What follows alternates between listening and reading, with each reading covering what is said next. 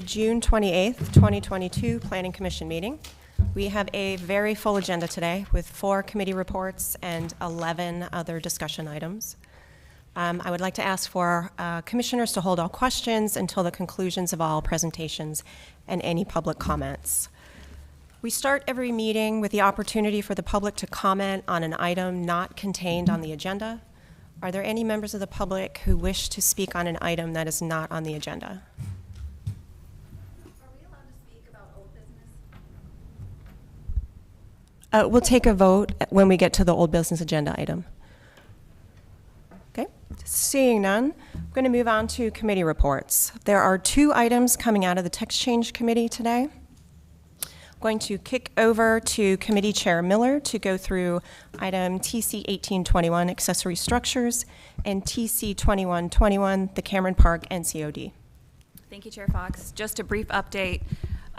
Text change TC 1821 for accessory structures. We're requesting an extension of time so that we can review this item once we come back in August. We had a robust agenda and spent a lot of time on the parking structure screening and lighting item and never actually got to discuss accessory structures. So we'll be hearing it essentially for the first time when we come back in August. And with the Cameron Park NCOD, we heard this case, I believe, 3 times at the Text Change Committee, and this is an update to the existing Cameron Park NCOD, making slight amendments to some of the lot sizes and setbacks, and we passed this out with a unanimous recommendation to approve this update to the NCOD. Thank you. With that, do we have a motion for a time extension for TC 1821? So I will move to approve the request for an extension of time for TC 1821. Okay, and do we have a second? Second.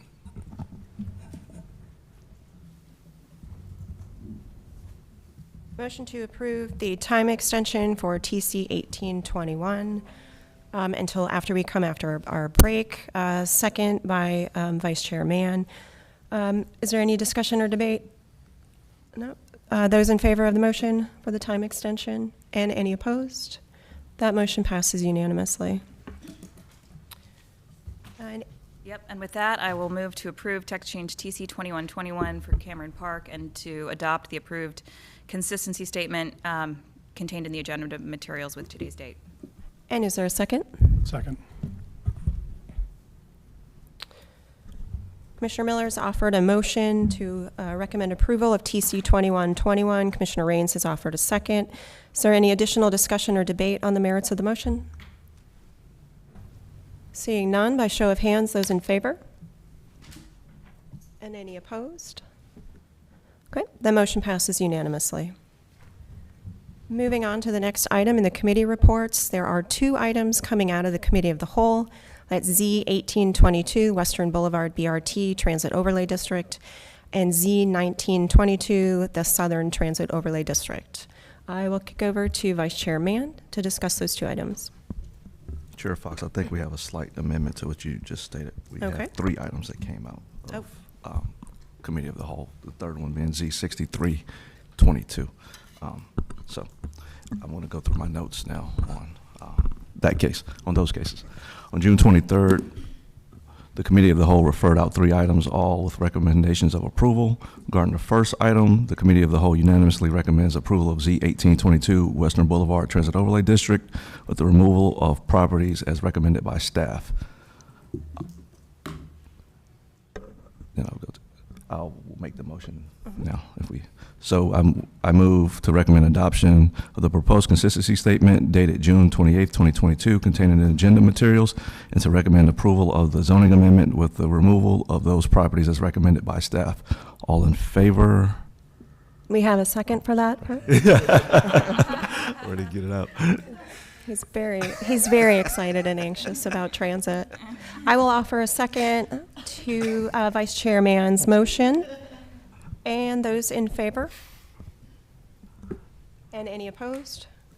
That motion passes unanimously. Regarding the second item, Z1922, we have a recusal motion to set, but I'll do that as we go on. Regarding the next item, the Committee of the Whole recommends approval of Z1922 Southern BRT Transit Overlay District with addition and removal of properties as recommended by staff.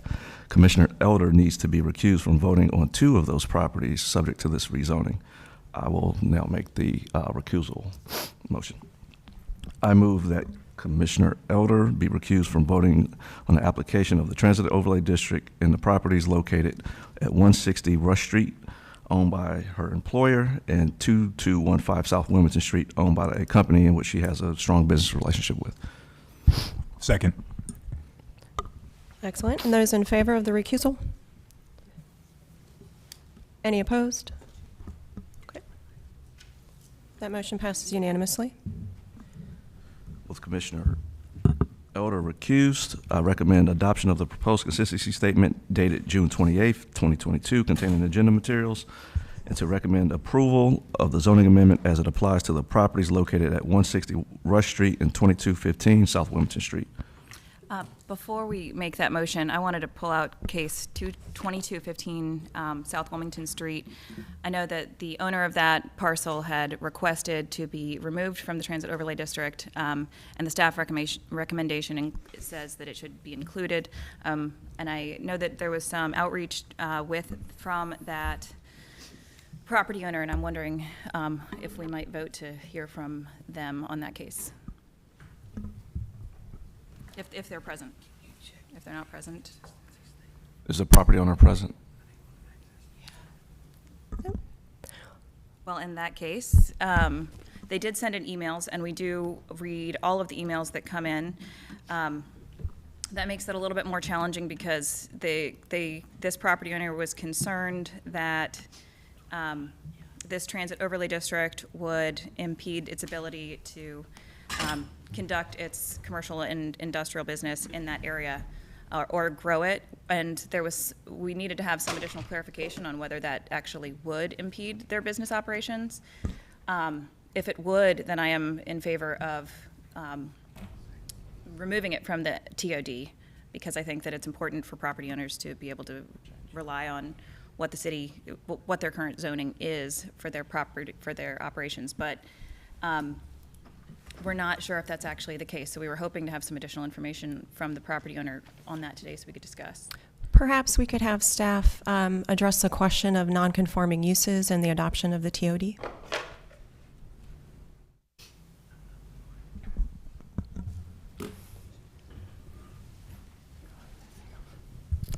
While Mr. Clements coming to the podium, I just would say that your recommendation is not a final action. It's a recommendation, and so there is room for council to consider this issue further in their deliberation during the public hearing. Thank you. And I wanted, before Mr. Clem speaks, I wanted to amend my statement of the date. I gave June 28th, 2022 in that motion. I want to change that to April 21st, 2022. That's the date of the consistency. Yeah, thank you, Chair Fox and members of the Planning Commission. So the non-conforming use standards specific to the TOD allow for a use to be discontinued for up to 2 years. Outside of the TOD, the Unified Development Ordinance allows just a year for use to stop operations and continue to have permission to reestablish the use. In the TOD, there's a 2-year waiting period, so it's more lenient in that fashion.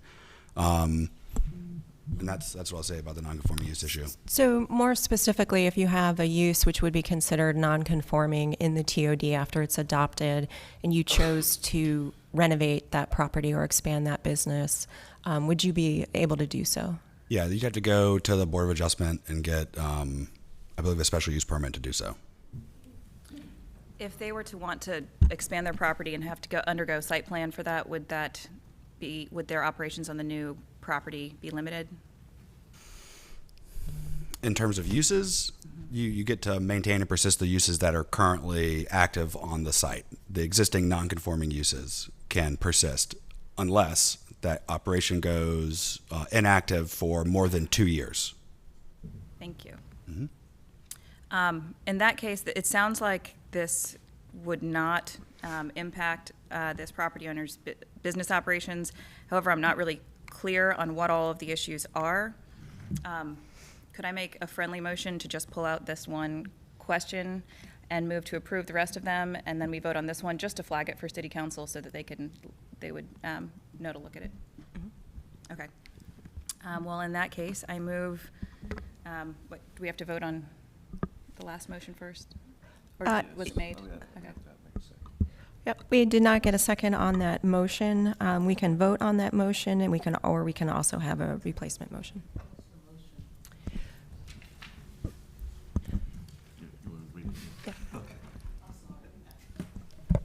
So for Z19, 2022, with the recusal already being made, I recommend adoption of the proposed consistency statement dated April 21st, 2022, containing agenda materials to recommend approval of the zoning amendment as it appears on the properties located at 160 Rush Street and 2215 South Wilmington Street. And is there a second for this motion by Vice Chair Mann? Second? Is there any additional discussion or debate on the motion by Vice Chair Mann? It's seconded by Commissioner Bennett. By show of hands, those in favor? That is 1, 2, 3, 4, 5. Yeah. That you are recused, Commissioner Elder? Not pulled out. 2.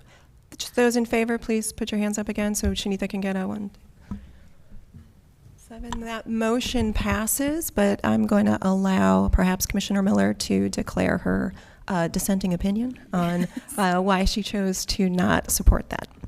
I vote against. And can we include in the staff recommendation, or in the comments, that the concern is related to property 2215 South Wilmington Street and the property owner's request to be removed from the TOD? Excellent, thank you.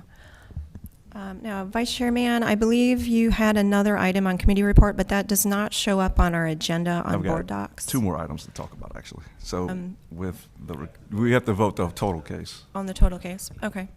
So Okay, we'll please get move through it forward. quick. So next motion for Z1922, I move to recommend adoption of the proposed consistency statement dated April 21st, 2022, containing agenda materials, and recommend approval of the zoning amendment for all remaining properties, including the addition and removal of those properties as recommended by staff.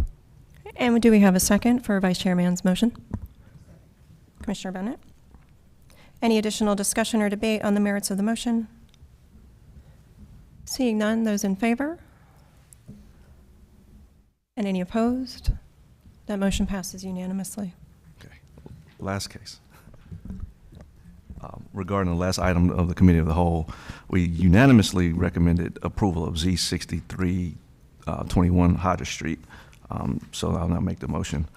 That one's not on our agenda, though. It wasn't expected to be reported out by the committee of the whole, that's my understanding, and so it didn't make the agenda.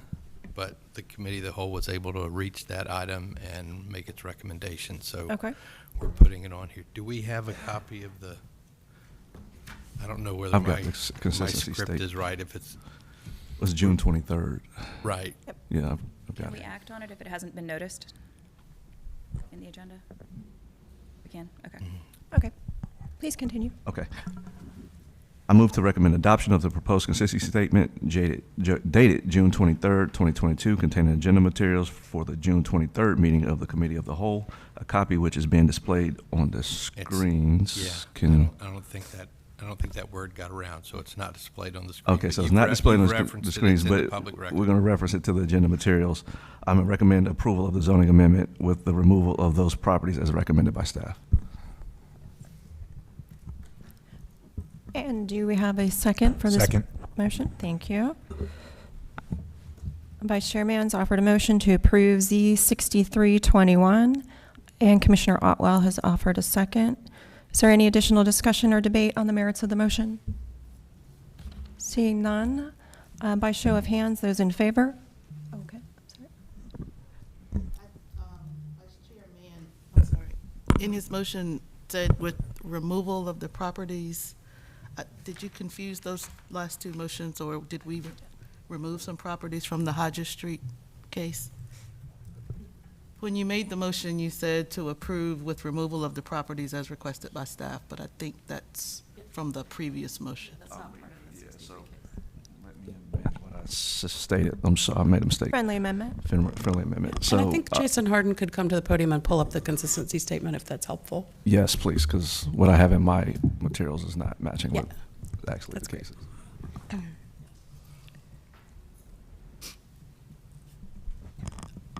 While he's doing that, I wanted to ask, you had a request during Committee of the Whole for regarding 308 Bashford Road, and we do have more information for you about that particular parcel today if you want to consider that before you move out of the committee report. That was part of Z18, the Western Boulevard overlay.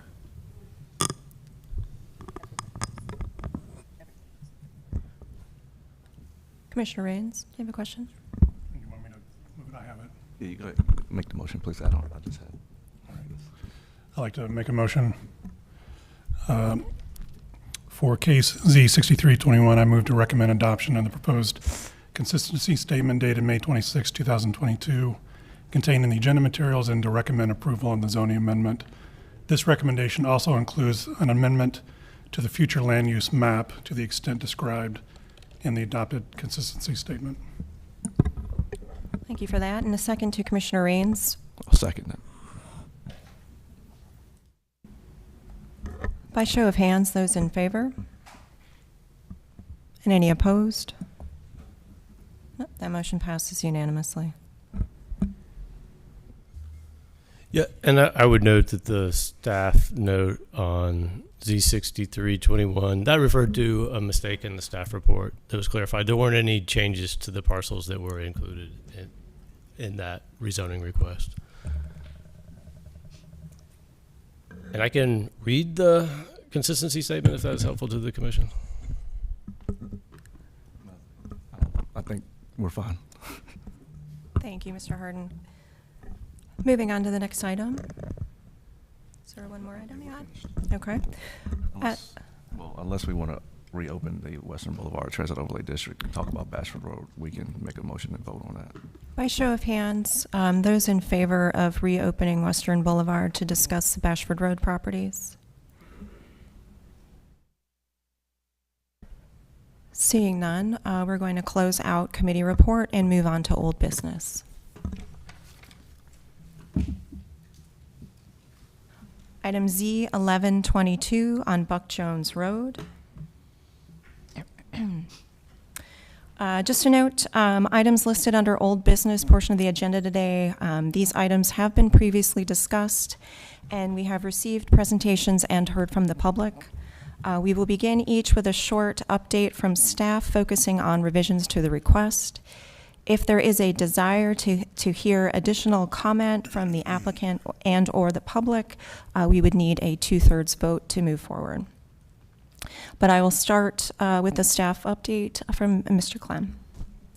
Thank you, Chair Fox, members of the Planning Commission. So this is a request to rezone just over 4 acres on Buck Jones Road. The property is currently zoned R4 with the Neighborhood Conservation Overlay District and is requested to be rezoned to R10 with zoning conditions. So just to reiterate a bit of history, the Royland Acres Neighborhood Conservation Overlay District was created in 1990 and was basically the city council took the restrictive covenants from the 1950s and turned them into a local law, which now reflects the original restrictive covenants of the neighborhood, but that is now contained only in the zoning district that is being requested for removal. And your deadline is July 9th. So summary of conditions, these have not changed since you last saw the request. Condition number 4 is, what I'll say is there used to be several stormwater conditions, and through conversations with Chris Bass and Partners for Environmental Justice, the applicant came up with this final condition to treat the first 1.34 inches of runoff volume. Since they submitted these conditions, a technical correction has been worked through as well with Partners for Environmental Justice and Chris Bass to change the word here, treatment, to retention or on-site collection or reuse. So a technical correction is forthcoming as well, and the applicant can speak to that. Consistent with the future land use map, it's also in the frequent transit area as shown on these maps. Consistent with the policies of the comprehensive plan in these lists, and consistent with the policy that recommends the use of neighborhood conservation overlay districts to keep neighborhoods looking the same as they did when they were created. And then a consistency with the comprehensive plan overall. And again, your deadline for action. I can answer any questions. I know the applicants are here as well. Thank you, Mr. Clem. By show of hands, members in the audience, how many folks are here to speak on Z1122? Okay. And of those wishing to speak, have any of you not sent an email, or did you speak at the last meeting, or do you have information that is different than what had been relayed previously? Okay. So we do have some members of the public who are new to the process. Is there anyone on the commission who would like to make a motion to hear additional public comment and hear additional comment from the applicant? I will. Okay. So I move to, do I need to specify the amount of time or just? We'll go with the standard 10 minutes. Okay, I move to add 10 minutes for additional public comment and 10 minutes for the applicant. Thank you, Commissioner Bennett. And do we have a second? Second. And by show of hands, those in favor of additional time granted? Okay, I believe we have 2/3. And let's move on. We will hear from those in support. That can include the applicant team as well.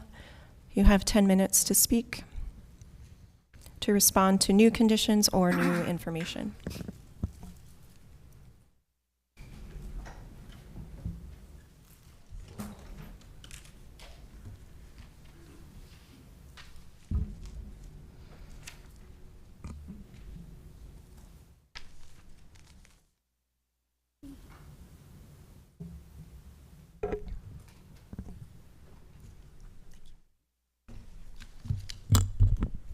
Good morning, Chair Fox and Commissioners. Molly Stewart, Morningstar Law Group.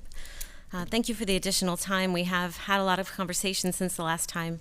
I'd like to begin by pointing out that condition number 3 related to the 30-foot setback on the eastern side of the property, that is a new condition since the last time we discussed the matter.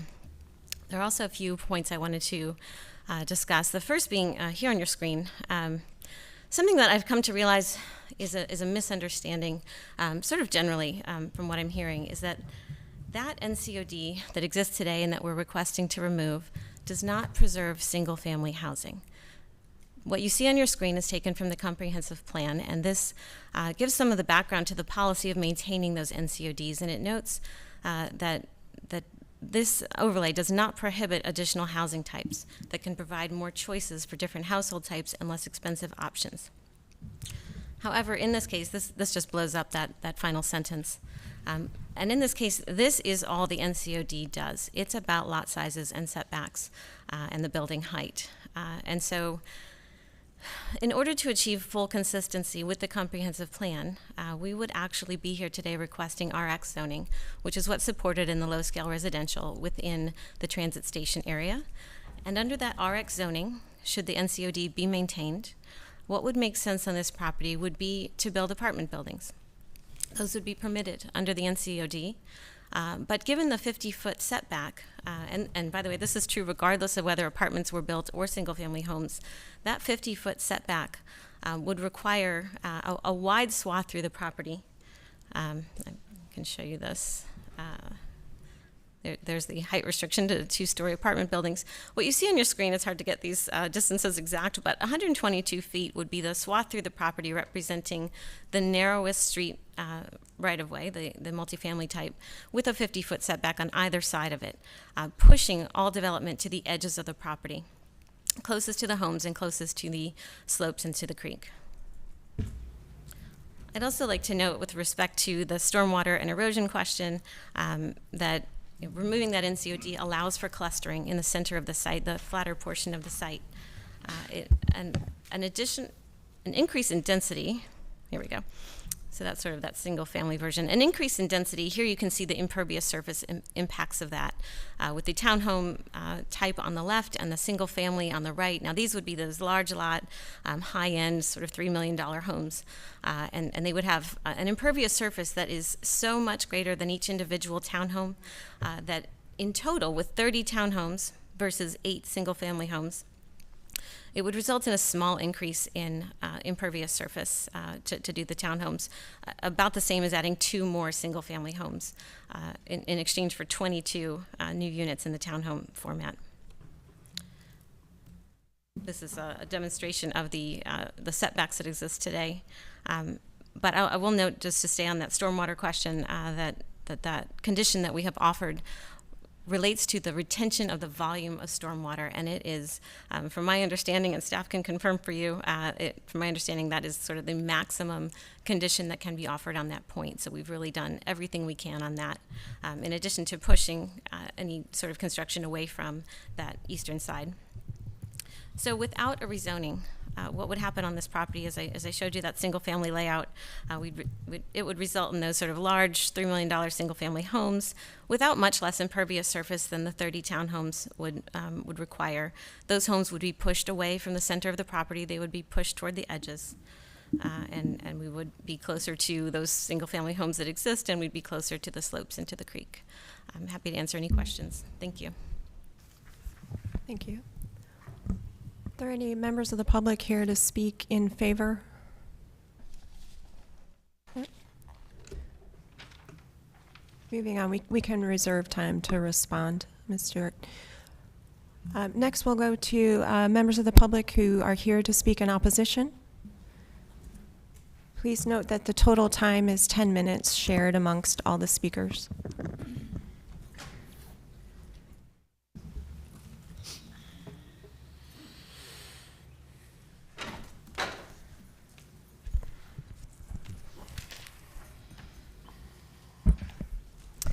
Good morning, Planning Commission. Thank you for your time this morning. My name is Erin Daughter, and I live at 652 South Lakeside Drive in Raleigh Acres, and I'm also a member of the Stop R10 Task Force. I'm speaking to you today in opposition to this proposal, and I'm just going to summarize a few reasons why. Environmental grounds. There are extreme slopes on the property. Stormwater management is a concern, as well as ongoing flooding concerns. This development could put those in the neighborhood, as well as further neighborhoods and adjacent neighborhoods, at risk for further flooding. The missing middle, that in high transit areas, the NCOD shall control. Diversity. Roiling Acres is a racially and economically diverse neighborhood.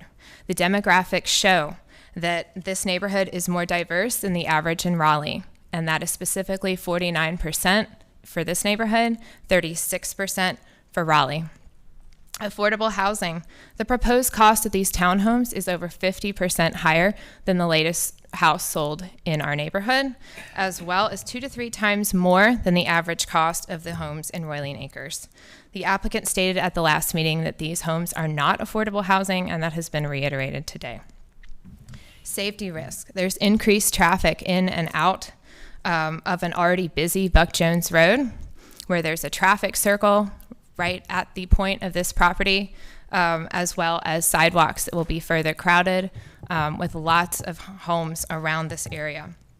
This makes me concerned about children in our neighborhood, as well as families that walk up and down this road on a daily basis. The TOD approving this rezoning when there's already a transit corridor rezoning pending, it seems very preemptive and messy as well. The promise from the city for an NCOD to protect and to protect our neighborhood, and that is an agreement, that would be removing the NCOD that the city has put in place. I hope that you will vote against C1122. If you are to support this rezoning, then I hope that you will consider rezoning this property to R4, and that would be more in line with what the current home structure is in this neighborhood, to provide affordable housing in line with the existing neighborhood. Thank you for your time.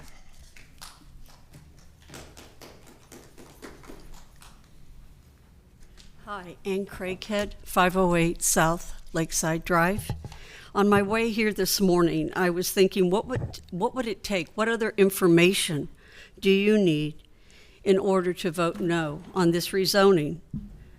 You've had a lot of information on this extreme geography and soil. You've had a lot of information on the water and the amount of homes and the cost of the homes around us. How about close to 300 families and individuals that not only are dead set against this rezoning, but will be reaping the negative results of one man's desire versus the 300 or so people and families that oppose it?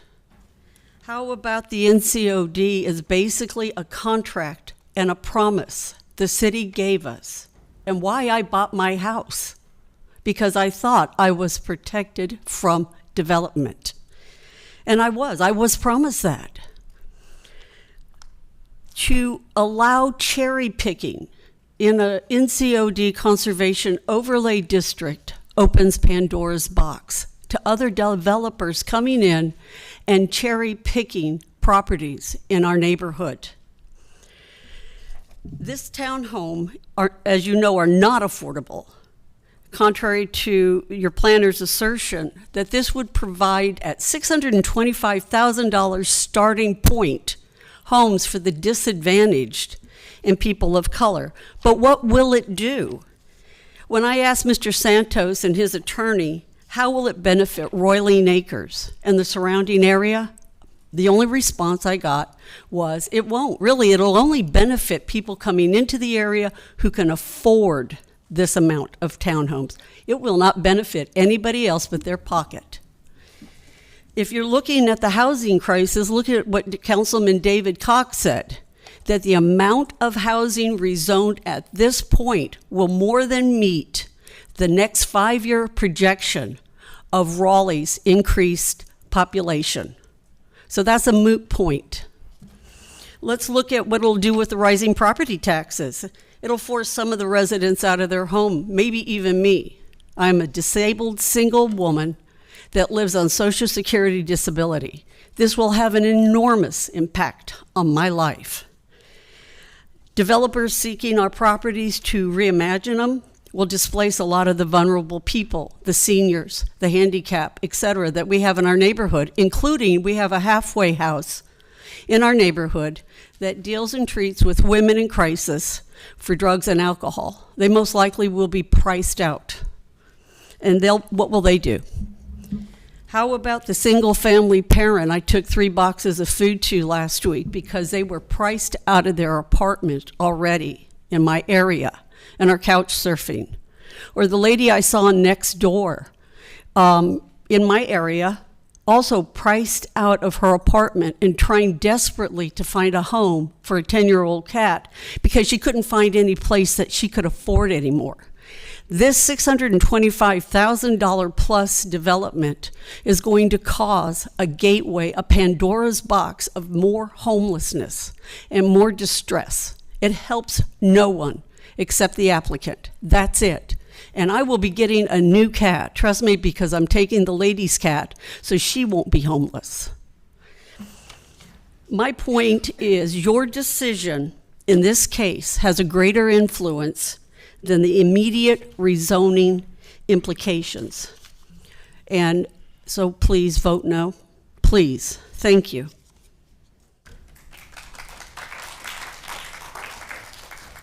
My name's Marcia Presnell Jeanette, 618 Stacy Street. I don't live in this neighborhood. I'm concerned about what Raleigh's doing, the decisions we're making that harm the vibrant health of our environment. I'm concerned about the loss of trees. I'm sure that you all know that Raleigh has now joined the network of biophilic cities, number 27, 27th city on the planet that's a member of the biophilic city. A biophilic city is a nature-loving city. So decisions that are made at boards and commissions either support that or do not. And I really hope that you will think about this, the environmental impacts of this development. Thank you.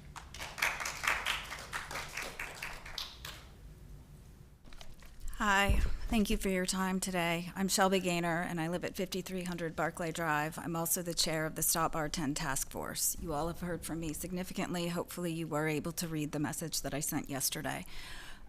To point out, in May, the applicant was asked to reconsider the stormwater conditions as well as landscape barriers.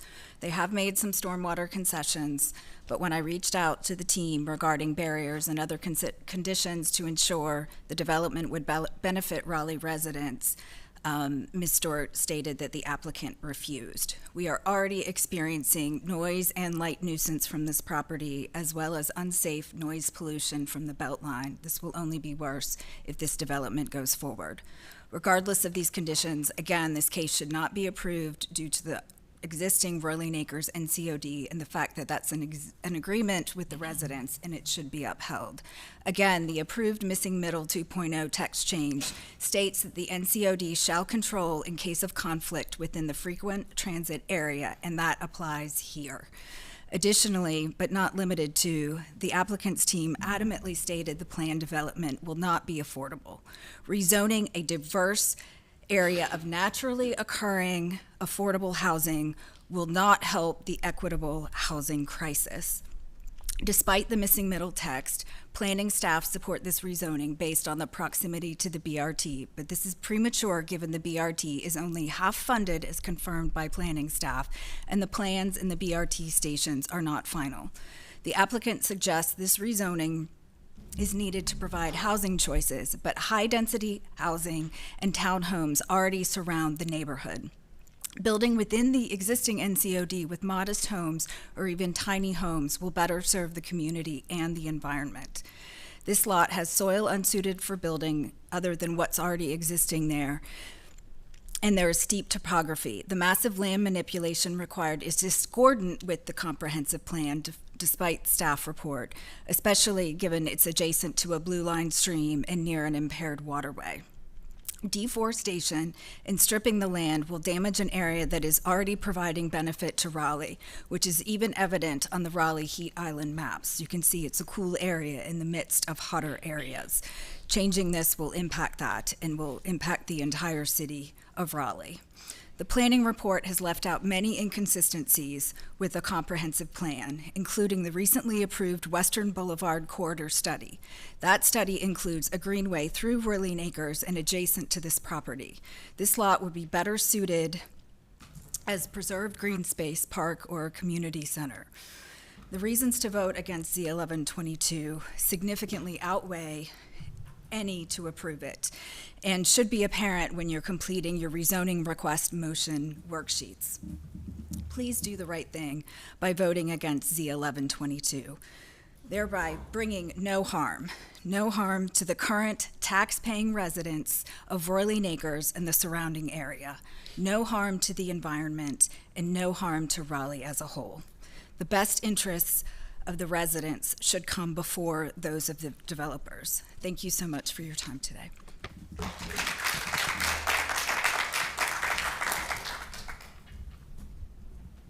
right, if there's no more public comment, I'd like to pull it to the table and see if there are any questions or comments from commissioners.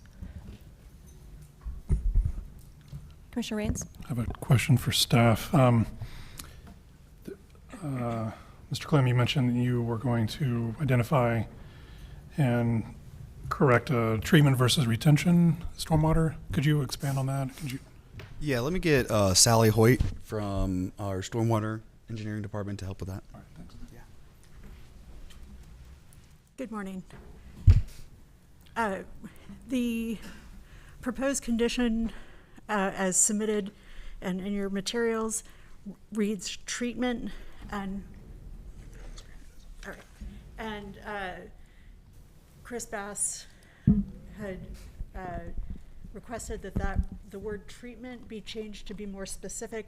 There was a shared understanding between the applicant and staff and Mr. Bass about what was intended, and the change would reflect that so that it could be better interpreted by staff in the future. So there's no on-site treatment structure, it's more...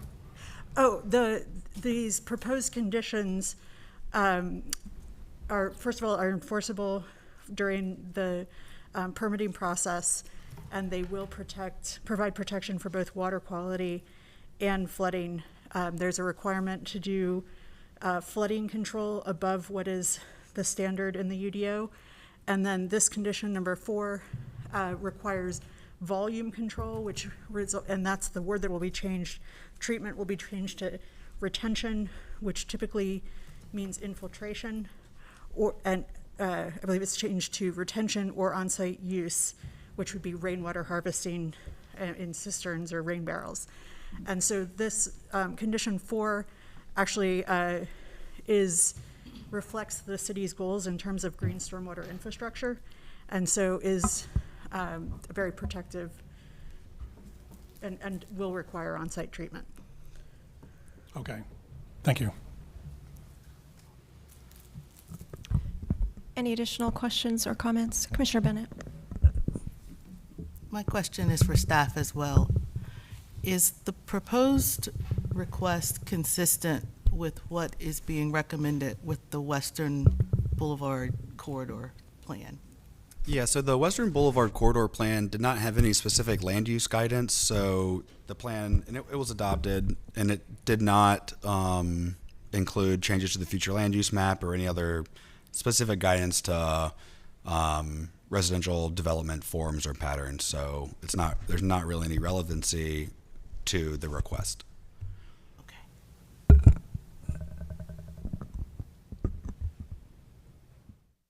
Any additional questions or comments from commissioners? I have one additional comment and a motion. I want to start off by saying I think that this rezoning request is on its face an exceedingly reasonable one. It is very limited in scope. It's in line with the goals of the city in terms of adding density that is critical as we continue to grow. However,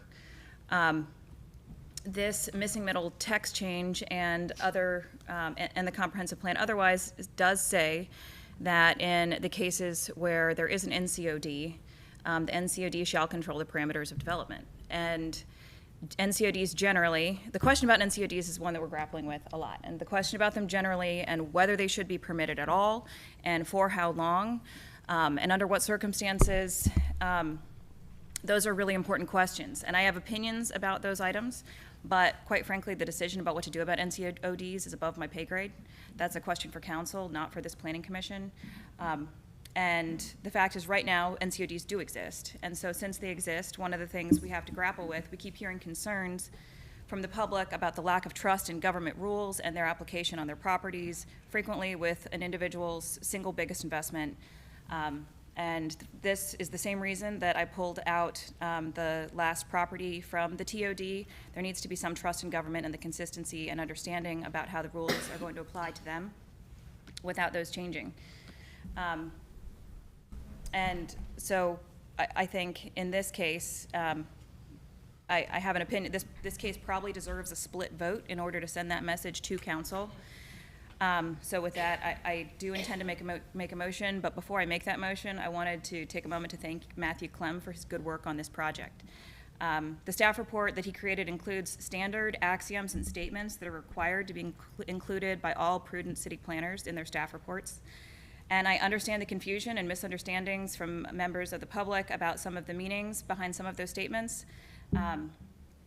However, and for the most part, the vast majority of those of the community that participated did so by following the appropriate processes and respectfully, and I thank you for your engagement and involvement. To me, this says that the NCOD, which is of course purely designed to express the will of the neighbors, is still applicable in this area because the neighbors clearly still want it. However, a small minority of the public engaged in some threatening actions and online posts and campaigns. And I just wanted to make it clear, this is not the only case where that's happened. But when you do that, you do yourself and your cause and your neighbors a disservice. I was actually concerned today about making this motion to deny the rezoning request because I was concerned that it would be condoning or cowing to the inappropriate threats and bullying. So I just want to make clear that I'm making this motion not because of that action, but in fact in spite of it. So with that, I would like to make a motion. And again, I might encourage, I'd fully understand if some do. I think this might deserve a split vote because I think this is more of a decision for council than this planning commission. Because again, I think if this was not an NCOD, it would be an entirely reasonable rezoning request. However, it isn't an NCOD, so I move to recommend denial of this rezoning application and to adopt the proposed consistency statement contained in today's agenda materials. I'd also like to add that this action is reasonable and in the public interest because the question of NCODs and when to remove them is a decision that needs to be made by council. Thank you, Commissioner Miller. And do we have a second? Second.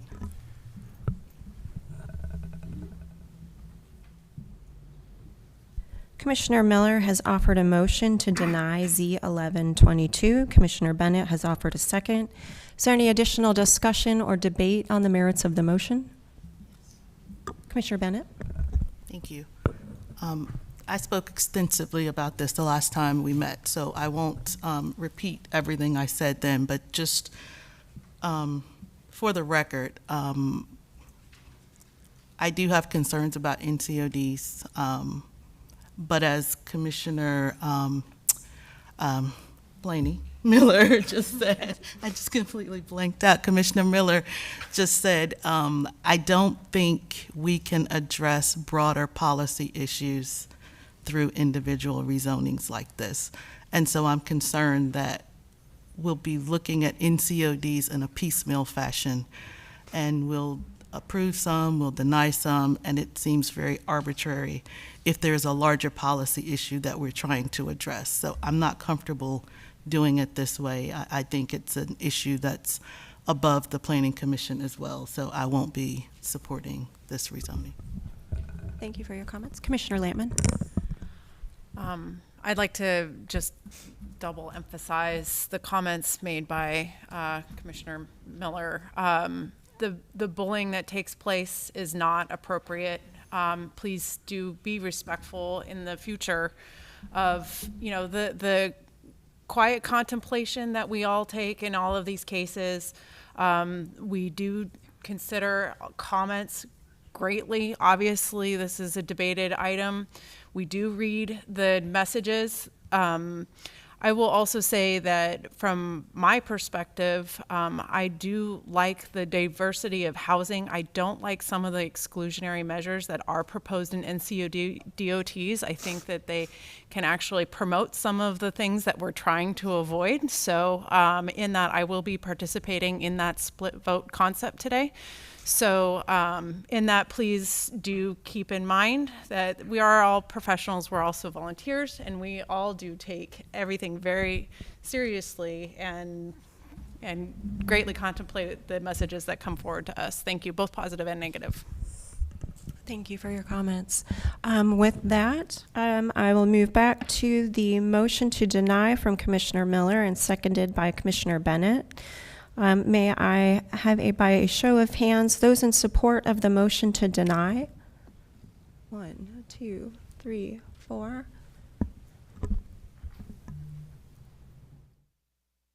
And those opposed to the motion to deny? 1, 2, 3, 4, 5.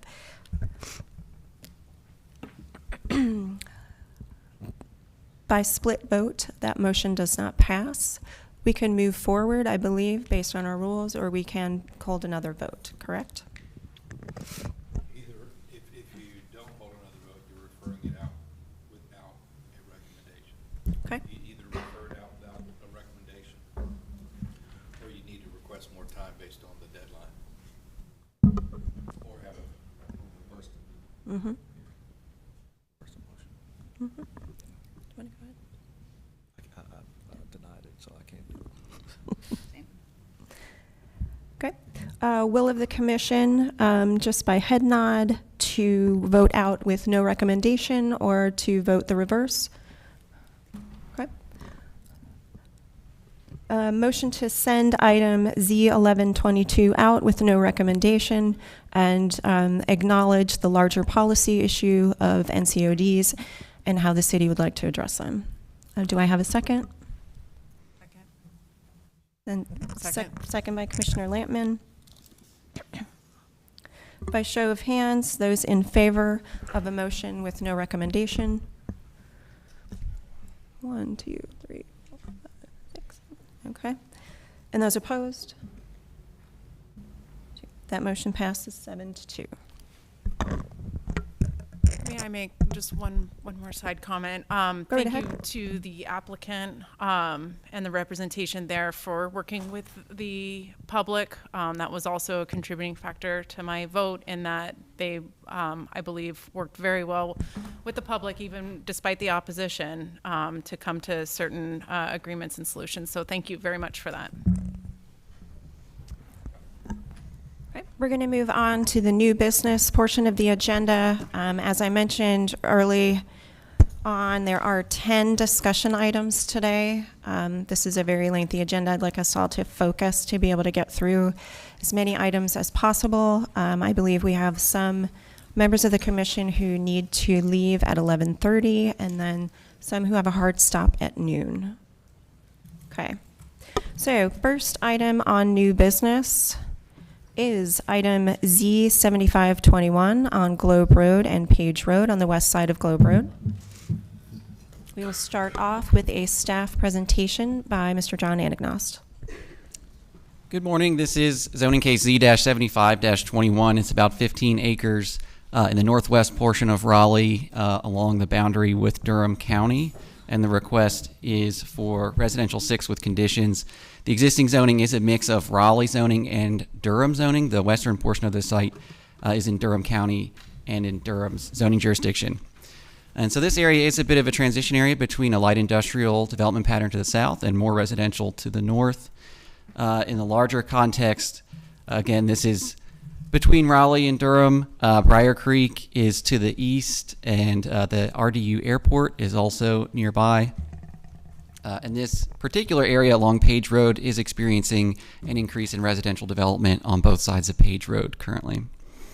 And here you can see the site largely wooded. There are 2 single-family homes. And I'll just note, it's difficult to tell where the other home is currently.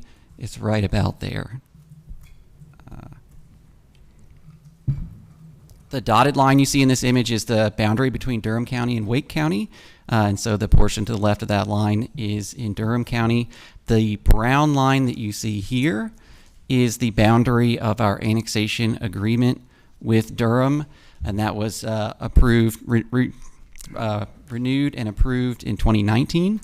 And so that is a relatively recent agreement between Raleigh and Durham as to where we are each allowed to annex property. And so this site is solidly on the Raleigh side of that line and eligible for annexation and public utility service with the city of Raleigh.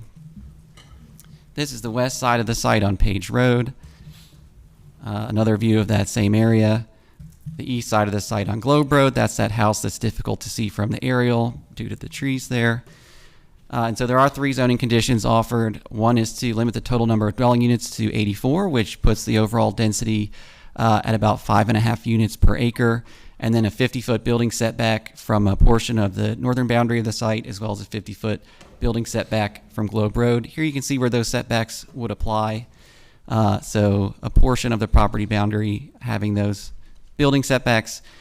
An increase in residential density would be allowed by this request, as you can see, up to about 5.5 units per acre for a total of 84 units, and those would be allowed in single-family, duplex, or townhouse building types. This area does not have great pedestrian and bicycle facilities. It is in a relatively newly urbanizing portion of the region. There is a transit service on T.W. Alexander Drive about a mile north, so not really walkable and not great pedestrian facilities to cover that distance anyway that you can see here. But it would increase housing supply. There are a number of jobs in this vicinity between Briar Creek and Raleigh-Durham Airport, and it does have good access to the Research Triangle Park. So this area does display a higher proportion of people of color than Raleigh in general, but a lower proportion of households earning low incomes. There is no land use history that was identified during the review of this case, other than those 2 single-family homes. And so this request is consistent with the future land use map. The low-scale residential designation is applied to this property, which does support the density and building types that are requested. The urban form map does show a parkway corridor on Globe Road, so that area would likely be subject to thoroughfare primary tree conservation area, which would be a 50-foot average width tree conservation. Of course, a driveway access would be allowed and would allow trees to be removed. So this request is consistent overall with the comprehensive plan, the future land use map, and the urban form map. Number of consistent policies related to appropriate infrastructure and density. This site is large enough that there could be some consideration by the applicant for some more activated recreational opportunities. The park's level of service in the area is poor. It is only 15 acres, so if this was a 100+ acre site, I would push more strongly on these policies. But the 10% required outdoor amenity area related to a townhouse development can be met with fairly passive, landscaping type areas. So that's something that might be helpful for future residents who will not have good access to public park facilities in the near term. And your deadline for making a recommendation is August the 27th. Thank you, Mr. Anagnost. Next, we will move on to the applicant team. The applicant and those in support have a total of 10 minutes to speak.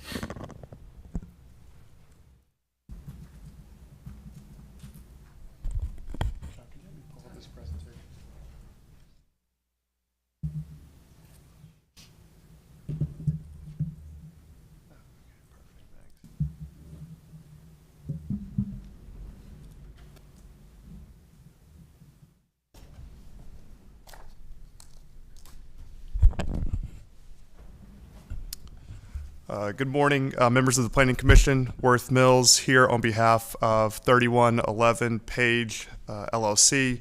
As John mentioned, this is a rezoning for 4 properties split between Wake County and Durham County to facilitate a townhouse development. Property totals just over 15 acres. As John noted again, it is currently being used for single-family residential, the balance of the property being vacant. The current zoning on the property is R4 in Raleigh and rural residential in Durham County. The request is consistent with the low-density residential future land use map designation. We have included building setbacks to 2 properties which were requested at our first neighborhood meeting, and included a building setback from Globe Road that is consistent with the urban form map. Because of those conditions and the base zoning district, generally we believe that this rezoning is both reasonable and in the public interest. Again, the assemblage split here, as John noted, Durham County and Wake County. Single-family homes to our north, east, and west. The Triangle Springs Psychiatric Hospital and Mac Papers and Packaging are both to our south. Just to expand out a little bit further, you see this property is northwest of 540 and west of the larger Briar Creek Retail Center, RDU, located at the bottom of this slide. So well positioned between Raleigh, Durham, and Morrisville, as John mentioned, for employment opportunities. Again, split between Wake County and Durham County. John noted the annexation agreement between the 2 counties, which was renewed in 2019. You can see that some of the properties to our south have already been annexed into the city of Raleigh, currently within the corporate limits and receiving utility services from the city. This rezoning and subsequent annexation is in line with that existing development and annexation agreement. As noted, the property within Wake County is currently zoned R4. There is existing R6 zoning across Globe Road. Further to our south, many of those properties are zoned for industrial mixed use, which are a mix of warehousing, distribution, and as I mentioned, that psychiatric facility just to our south.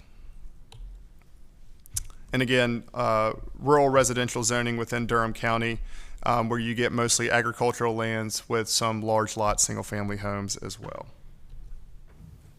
The property is within, excuse me, the city's future land use map, the entirety of the property, not just that within Wake County. Low-scale residential calls for a mix of housing types at a scale set by the existing precedent from the surrounding developments. Again, this being a townhouse development at 5.5 units per acre, we think that that is in line not only as a transition from the light industrial uses to our south and the single family to our north, but those recent subdivisions just north of Globe Road.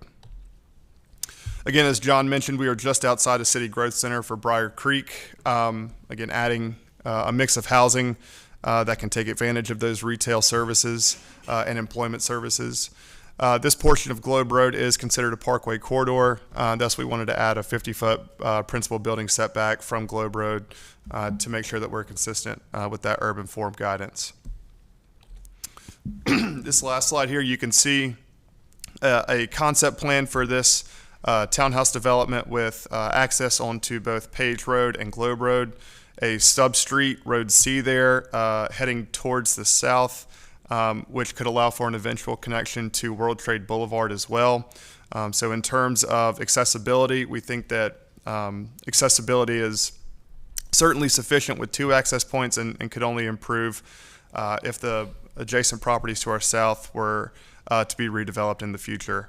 As John noted, on the open space, there is a stream that runs in this area here, which provides not only a good buffer between this development and the Triangle Springs and Mac Papers and Manufacturing Facility, but does create this larger area for passive open space as well, just given the natural features that are on the site today.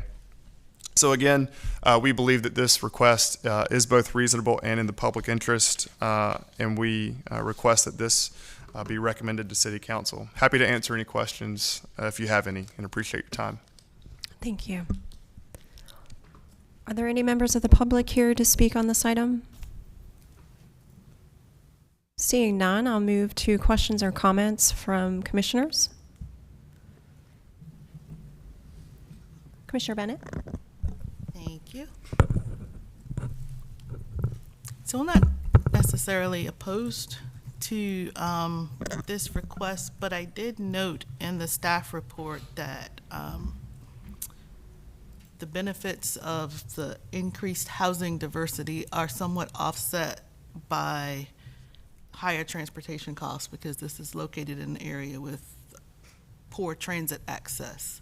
So I'm trying to weigh those two. Yes, we're increasing housing diversity, which we want to do, but we're putting this in an area where there's no transit access, which isn't what we want to do. So what's the net effect? You know, are we getting a benefit, or are we worsening traffic in an area where traffic is already bad? So that's what I'm weighing. I'll tag team on your comment, and actually, is staff available to answer a question related to any bike infrastructure that's existing or planned on either Page Road or Globe Road?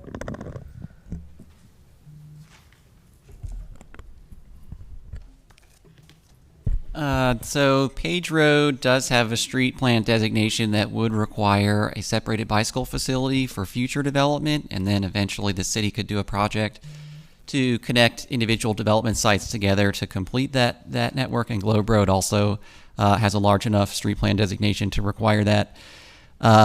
There is also a greenway corridor that's proposed on the west side of Globe Road through the Briar Creek area.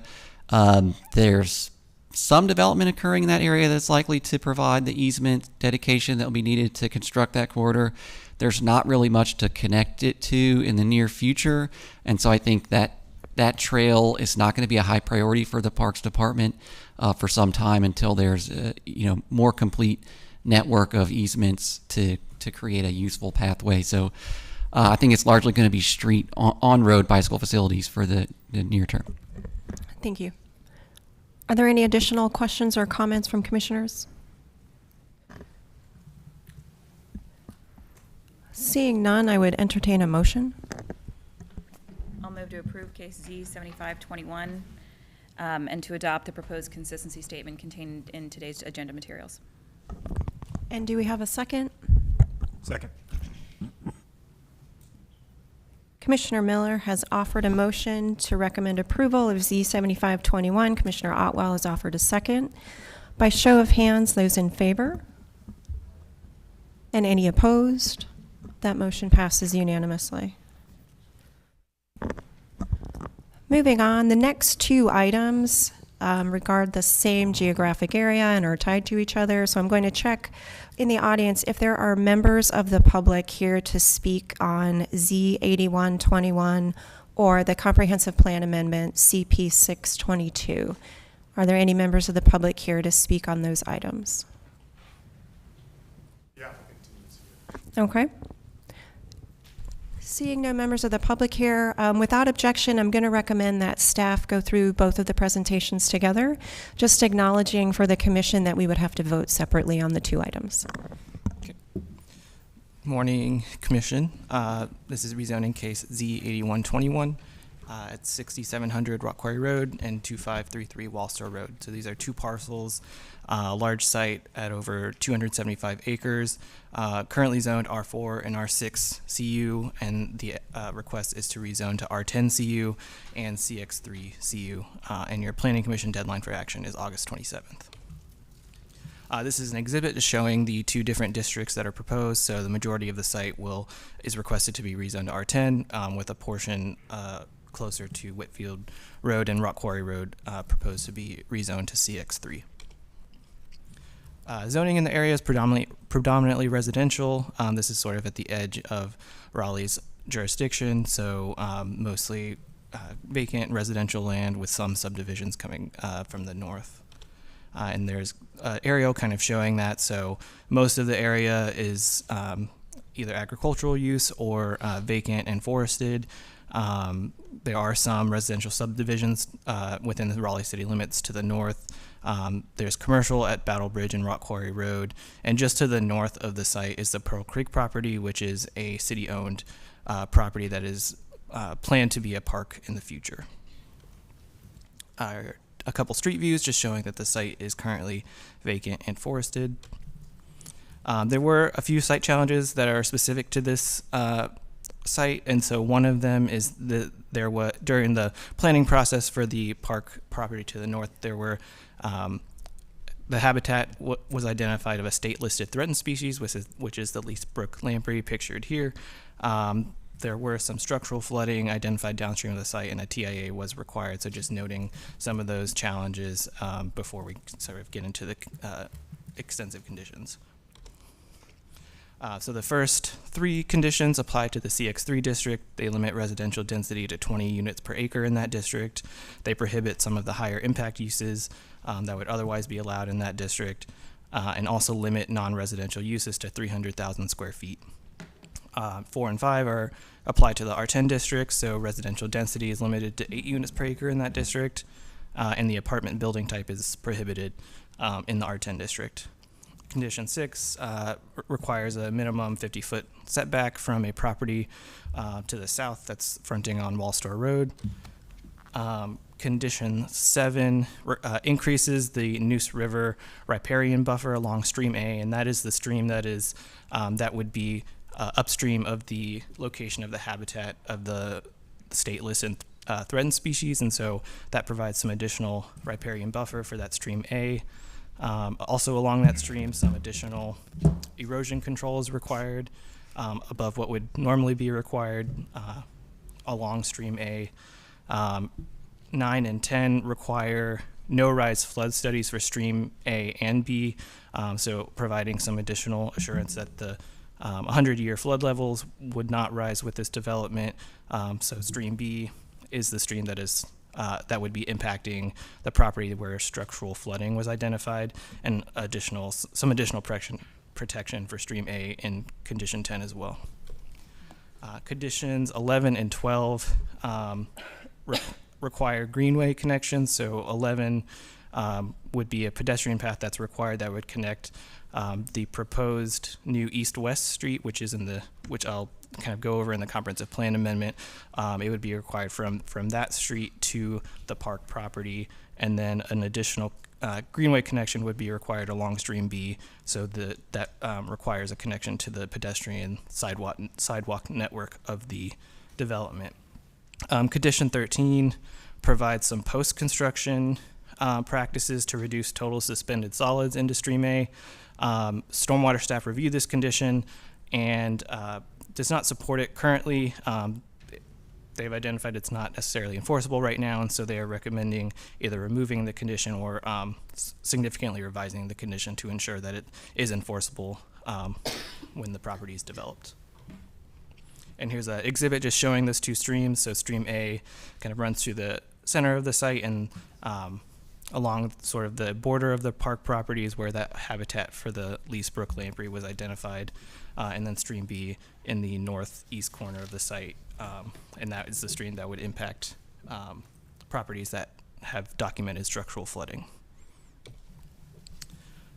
This is showing the increase in entitlement, so maximum residential units would increase, and then with the CX district, that would allow some office and retail square footage limited to 300,000 square feet that was not previously allowed in the existing zoning.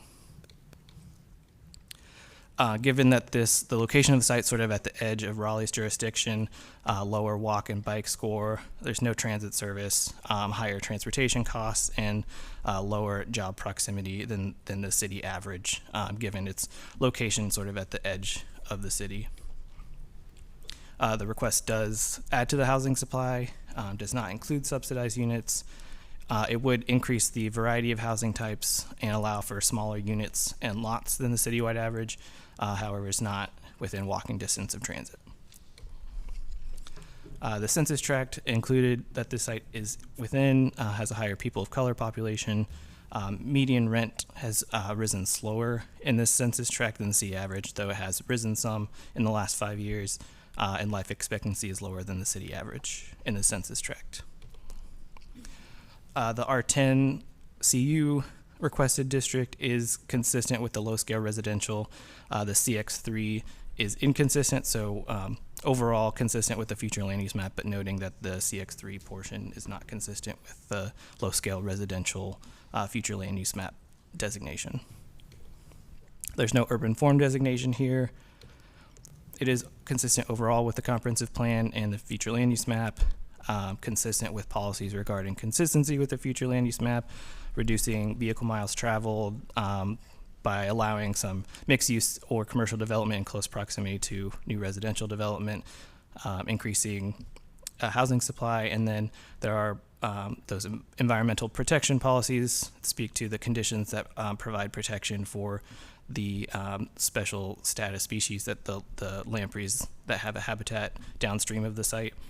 And then PR 3.13, recognizing that the conditions do provide some assurance of some pedestrian and bicycle infrastructure.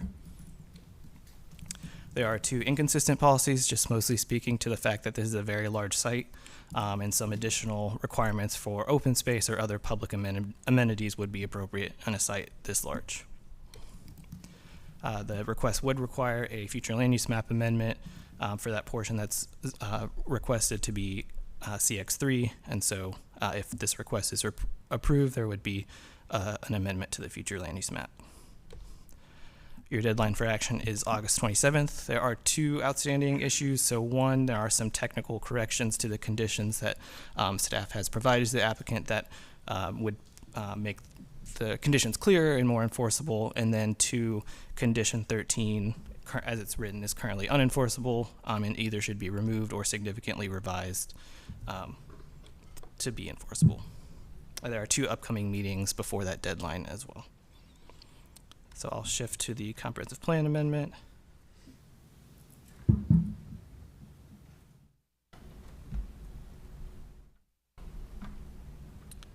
So this is an accompanying comprehensive plan amendment to amend map T1 street plan, and it would remove a proposed Avenue 2 lane and an existing Avenue 2 lane, which I'll refer to as the Camelot Village extension, and add two proposed 2-lane undivided streets, and deadline for action is September 19th.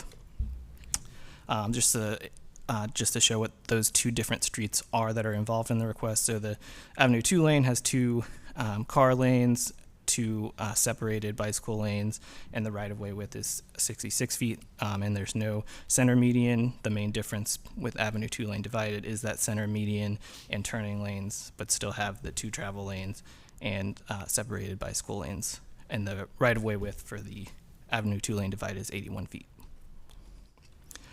So this is what's currently on the map, showing that north-south Avenue 2 lane divided.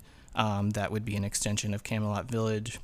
The request would remove that north-south connection and add an east-west connection that would run from Whitfield Road to Auburn Church Road, and then a north-south connection from that proposed street south to Wall Store Road, and those would both be Avenue 2 lane undivided streets. The request is consistent overall with the comprehensive plan, so it does provide some additional protection and limit the disturbance to the stream where that the habitat of the lampreys were discovered. It is inconsistent with a couple of policies that it does decrease overall connectivity in the area while still adding some connectivity with the east-west connection in that north-south section. It does overall, it's a net negative in terms of connectivity, so just recognizing that with these policies. And again, your deadline for action is September 19th. I'm happy to answer any questions. Thank you. Next, we will move on to the applicant team. If they would like to present, the applicant and those in support have a total of 10 minutes to speak.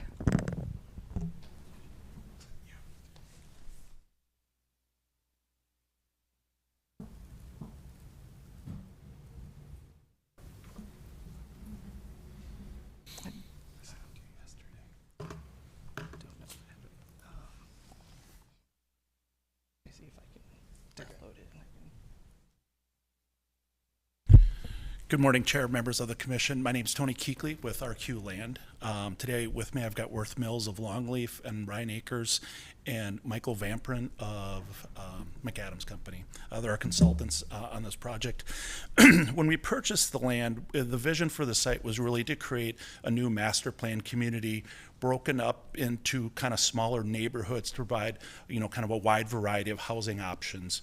Then all of these neighborhoods would actually have their own amenity spaces to service the neighborhood and then be interconnected by paths and sidewalks, interconnected with all the neighborhoods, ultimately going up to the new park to the north across the stream. So with that, I'll turn it over to Worth.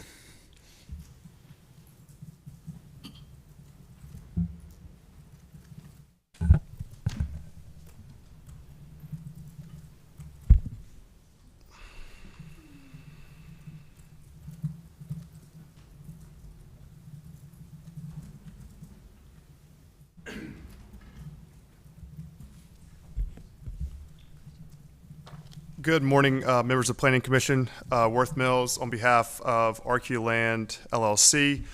This is a rezoning to facilitate a large site development with a mix of housing types and substantial protections to the environmental features within the property. Just an overview of the rezoning. This request, if approved, would rezone approximately 275 acres of mostly vacant land near the Raleigh-Garner boundary. The rezoning allows for single-family townhouse and apartment building types, those apartments only being permitted in the CX3 district. And it also provides for available space for commercial uses along Rock Quarry Road to serve these residents and the community in general. It also provides these future homes with multiple connections to the proposed Pearl Road Park to the north and those greenway trails that are planned for the area.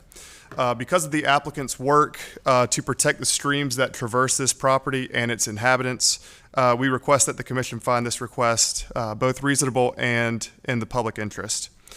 So from the aerial, this site, again, 275 acres, northwest of the I-40 and Highway 70 interchange, with most of its frontage along Rock Quarry Road and some limited frontage along Wall Store Road as well. Camelot Village is located here just to our northwest. The area of 6700 Rock Quarry Road closest to the road is cleared and has previously been farmed. The 2533 Wall Store Road property is almost entirely wooded. Surrounding uses, we do have a nursery here, Pender Nursery, just at the northern edge of Wall Store Road there.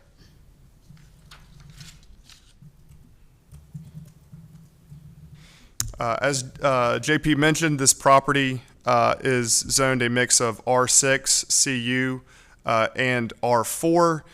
There is heavy industrial uses on the west side of the Big Branch Creek, which you can see on the left side of the screen there. That's mostly timbering work and some property owned by Duke Energy as well.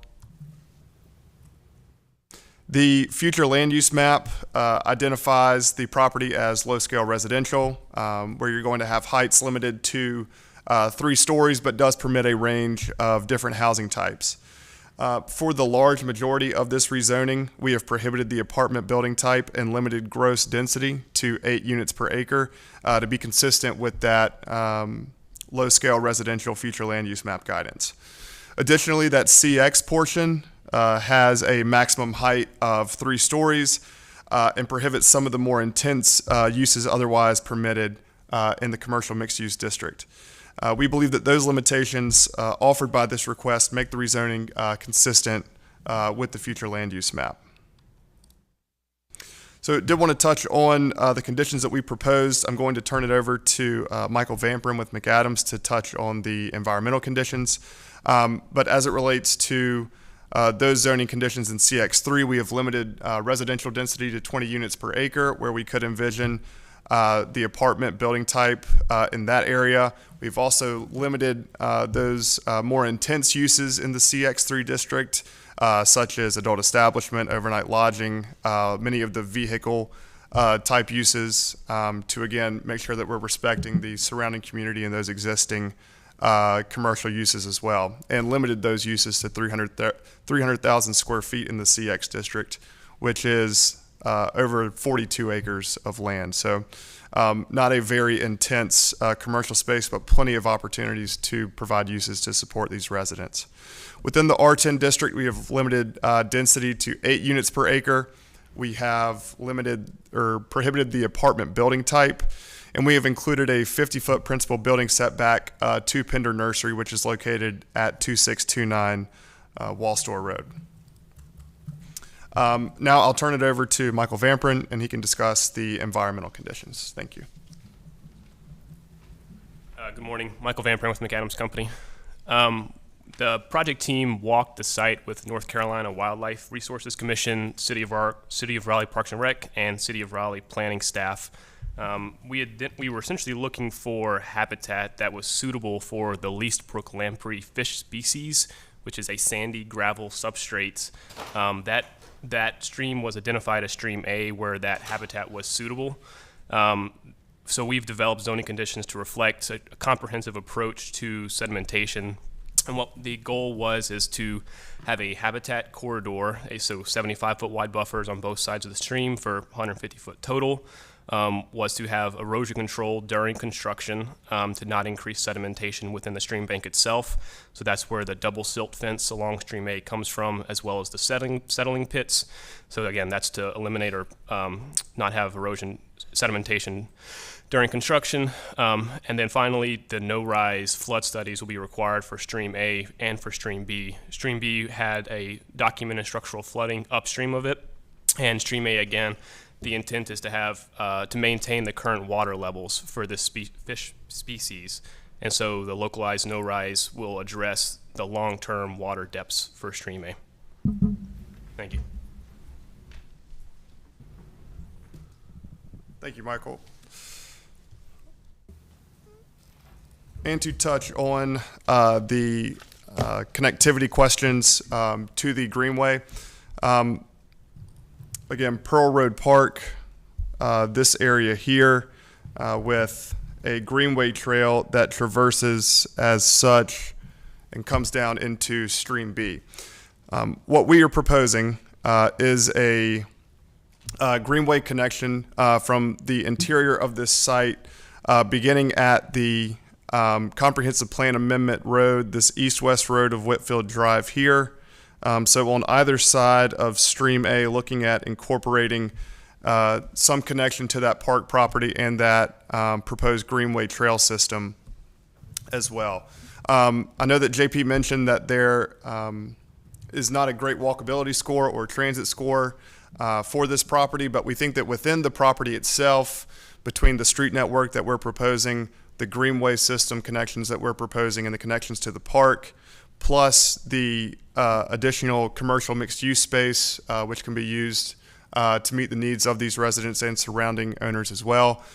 We think that many of these residents will not have to use a vehicle either for recreational or commercial activities. And again, we believe that this request is reasonable and in the public interest. I'm happy to kind of stop there for rezoning questions and then go to the comprehensive plan amendment, however you'd like to do it. Just move right into the comprehensive plan amendment. Great. Okay, let me pull that presentation up.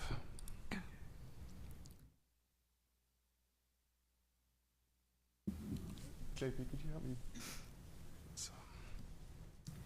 While you're pulling that up, I just want to verify that there are no members of the public here to speak on these items. Okay.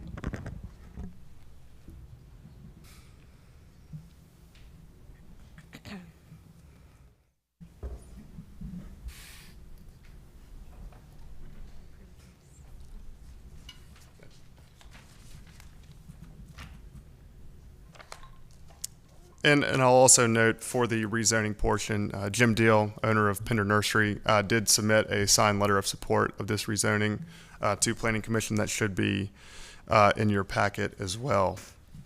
So to touch on the comprehensive plan amendment to amend the street plan, as you can see here, this Pearl Road planned extension was to go through Camelot Village, through Pearl Road Park, through 2533 Wall Store Road, and eventually intersect with Wall Store Road and Auburn Church, which is on the western side of that intersection.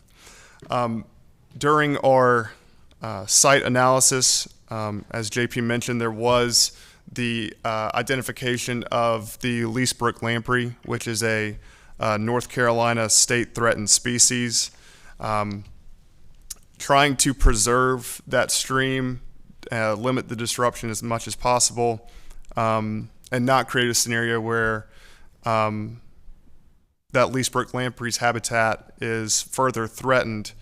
We wanted to, again, amend the street plan to include an extension of Whitfield Road traveling east-west, which would eventually intersect with Auburn Church Road, as well as a north-south road off of Whitfield Road that does connect to Wall Store Road. I think the big things here in terms of connectivity, one, the Pearl Road Park has no timetable for development. So even with the dedication and construction of the Pearl Road extension through this part of the property, one, it does not reach Wall Store Road. There are other properties that would have had to have been impacted by that based on the existing street plan. And two, it's not reaching Camelot Village due to the uncertain time frame of development of Pearl Road Park. With this comprehensive plan amendment, again, we do have limited frontage on Wall Store Road. We can fit an avenue, 2-lane undivided street through that portion. And so this does allow for connection from Rock Quarry Road to Wall Store Road via another route here within this site. Again, the connection to Auburn Church Road, those two properties which need to be redeveloped in order to connect to Auburn Church Road are vacant today.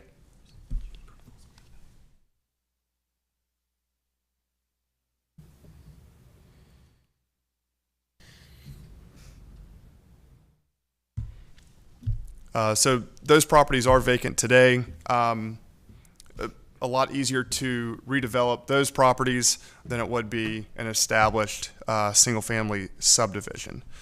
Again, because of the uncertainty of Pearl Road Park, the environmental stewardship necessary to keep Stream A, as was noted in the exhibit, intact, and the Leesburg lamprey's habitat intact and able to survive in that area. We think that not only does this provide the environmental stewardship necessary, but it provides actually better connectivity than what is realistically possible given the vacant Pearl Road Park today and the realignment of these streets through, again, properties that are easier to redevelop than an established single-family home. Happy to answer any questions to either the rezoning or the comprehensive plan amendment, and we appreciate your time this morning. Thank you. Thank you. Since we do not have any members of the public here to speak on this item, we can move directly into questions or comments from commissioners. I will start out with a question of staff regarding condition 13. Just to clarify what a revision to that condition might look like to make it enforceable. We have Sally Hoyt here from Stormwater that can answer that. We have not had an opportunity to speak directly to the applicant about that. We certainly support the idea of greater erosion and sediment control and greater stormwater treatment. Right now it's written as a condition to regulate total suspended solids. That's not the basis of the city's stormwater regulations. Ours are based on total nitrogen. And so it's not immediately obvious how we would review that. So we'd be happy to work with the applicant to make it an enforceable condition. Thank you. Are there any questions or comments from commissioners? Commissioner Otwell? Questions. Perhaps you could help me clear up a couple things. I think during the presentation I saw that the lamprey habitat was downstream, but I might have heard some conflicting statements that there's habitat on site. Do we have the threatened and endangered species on site for this plot? I believe the actual habitat of the lampreys is on the park property, which is downstream of the site. Okay. So this stream sort of forms the border of the two properties, and so I believe during the preliminary planning work, the habitat was identified on the park property, which is how it was identified since they were studying the park property. Yep. Thank you. Do we have any idea of the, can we quantify the, any of the factors around the endangered species here, like how prevalent is the species throughout the area? How big is the watershed that affects this habitat, and how big would the impact be from a road crossing? Impact is very imprecise in my experience. I don't have specific numbers on that. I don't know if park staff.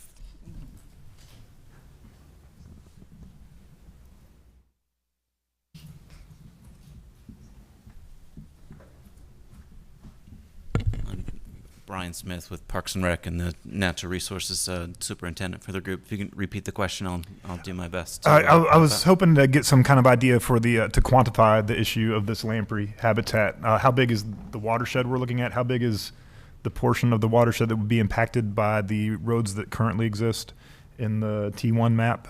What kind of impact are we looking at? Sure. The straightest answer I can give you is I don't have the watershed numbers off the top of my head, but we could certainly get that for you or work with Wildlife Resources Commission. Their non-game and endangered biologist, Michael Fisk, was out there with us, and he'd be the most appropriate person. I'm a recovering fisheries biologist from long ago, and may not be the best technical expert, although I can play one for the purposes of today. The length of Stream A, from what we could find, to clarify where we were a second ago, JP, the actual identified areas where we've documented lampreys are on park property, because that's what we've had access to. You can really only find these critters while they're in their spawning. They live in the sediment and sit there essentially for a number of years, and then they'll come up out of the sediment for a very brief window, a number of weeks to spawn, and that's when they're most vulnerable. So the sedimentation in this case is really what drives whether or not a species like this persists. That's why we really appreciate working with the developer. They've been great. Conversations back and forth with planning have been very productive. That double silt fence and protecting the area during construction is critical, and really appreciate that condition. The area that along this border, as they say, we've got, I don't know how to do the fanciness that you guys do with, so sort of in here along the stream is really where we've documented individuals. We have not had a chance during that spawning period to look in the stream upstream into the applicant's property. However, that habitat does look very suitable and consistent with what's downstream. So there's reason to assume that the species is persisting, upstream. We appreciate the fact that they've put the 75-foot buffer on both sides of the stream up there. So we imagine that there are individuals. We just haven't been able to document them and not doing the walk. I don't know where that ended up landing, because I know that there was some back and forth trying to get WRC during the spawning point or during the spawning time out on site, but I wasn't necessarily in that communication. So do we know if WRC ever went on site during the spawning period to look for least brook lampreys at that point? We weren't able to get them out there for this year's spawning season, but we're in the process of granting them basically an indemnification to come on our property in perpetuity to monitor the stream, to look for additional lamprey. And is the consideration here that the stream, as we proceed towards the southern boundary of the parcel, does the stream characteristics change enough that we can put a road over it east-west down on the bottom part where, to me, the road crosses, both these proposed street sections cross the stream in question, and I'm wondering how the proposed road provides smaller impact. Yeah, that's more difficult for me to speak to, having not, looked at it in detail as to where the road crossing is now versus where it was. Getting it out of where it was originally was certainly of interest to us. Exactly where it is now, I think, again, really what you're looking at is sedimentation in the time of construction. So that impact is big. The long-term impact of it is where I'd love the phone a friend opportunity to have Michael Fisk standing here to speak to it.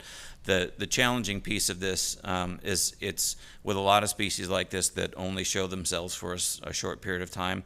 One of the reasons that they're threatened in the first place is that they're vulnerable, but they're difficult to really get good information on. So he's in a better position, having done a fairly comprehensive study of this species where it exists, which is in a fairly small portion of the Tar and Neuse River basins. They know a little bit more about the specifics of it. But I can say is that when we originally saw the proposed road, where it was a discussion with transportation. Everybody agreed that would be, preferable to not have it cross there. Thank you. Yep. I know that in terms of the geology, it would seem that the upstream portions are a bit rockier and a bit firmer, so you have less of a potential of disturbing as much sediment and being able to put road on something that's a little bit harder, and that potentially that's going to be a better solution to have the road where it's proposed now as opposed to the one that was down. Thank you very much. Sure. So again, I do want to say a big thank you to the coordination back and forth, not only with our colleagues in planning, but with the applicant to be able to walk the site and do that with biologists from the state, as well as our interest in parks has been very much appreciated, and as you can see in what you've received, productive already. Chair Fox. Thank you. A question for staff or the applicant. Do you have an exhibit that shows the highlighted buffer on Stream A and the two proposals, the existing versus the proposed roadway connections? Can we pull that up? Staff hasn't received an exhibit for the buffer on the stream. I don't know if the applicant has anything. Yeah. Is that? Okay. Sorry. So the blue line would be the buffer. So the blue line is showing the 75-foot buffer. Okay. Would you be able to roughly illustrate the existing comprehensive plan street extension? Roughly goes something like that. So this would be a Avenue 2-lane divided that would come from the north from the park property if that were to develop. Okay. All right. Thank you. And I believe there was a question, Commissioner Elder. Sorry. I guess I want to say, it's impressive, all the additional buffer and considerations the applicant is making. I am curious, and I meant to ask when he was still up here, so I might just refer. You may have covered this, but did you say that the proposed comprehensive plan change significantly reduces, even with all the protections in place, significantly reduces the potential impact to this threatened species? Significance is always a loaded term, right? So it's these are Mother Nature's going to determine exactly what the ultimate outcome is. It puts us in a much better position. An untimely storm during construction could be no bueno. And it's really difficult. All we can do is increase our percentages of success here. I think if you could maybe start back at the beginning of your question when I was walking, and I'll make sure I ponder it appropriately. Go ahead and restate from the beginning what you're getting at. So it sounds like there have been significant protections in place already to protect this threatened species. Does that, would those potentially allow for the road to be built, the north-south connection road be built without significantly impacting?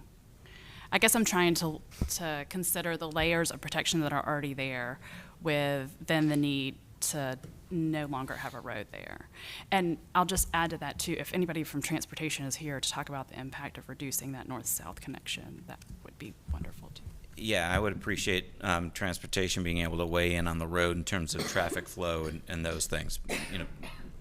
And actually not having both alignments drawn up there is making it a little bit difficult for me to process as I stand here. So with that caveat, I think having the increased buffer and making sure that you do things like double silt fencing during construction when you're going to disturb sediment, that's the most critical thing that you can do here, is make sure that during the construction time that you're protecting how sediment moves and keeping it in place. So when you've got earth uncovered, that's the critical piece. So the double silt fencing, very important. The increased buffer width, very important. So if that's what you're getting at in terms of protecting us down the road for putting in streets, certainly it offers better than what we started with. I think maybe just to clarify too, presumably there will be grading on the site other than the roadway. Since there are protections in place for all the other grading that will be happening on site, is it not still advantageous to use those protections in place and keep the road connection? I guess, and that's maybe where we need to hear from transportation. Yes, I would prefer to have this. Please, you. Thank you. Hello, I'm Monique with Transportation. So I believe we're discussing whether there's like a specific advantage between the north and south connection versus the east and west connection. From the TIA that was submitted, with the east and west connection was studied, and we agreed with the analysis with that east and west connection. And from what came out from that study, we actually recommended just further analysis, looking at some different kind of mitigations for more safety aspects. But it wasn't really focused on whether we would keep the north-south connection that was proposed in the street plan.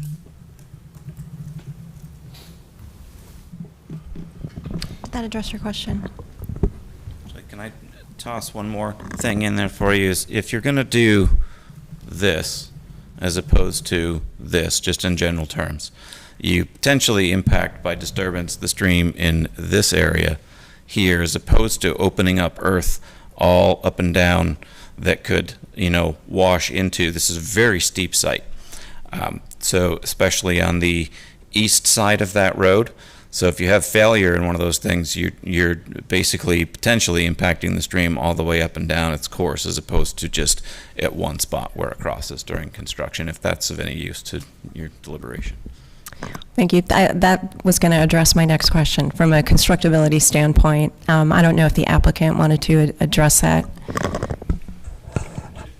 Just briefly, so the intent, moving everything flows to the north, and moving the stream to the south has it crossing at a narrow stream width. So along the park property, it's a much larger stream width. So the headwaters are actually at a farm pond just southeast of this property.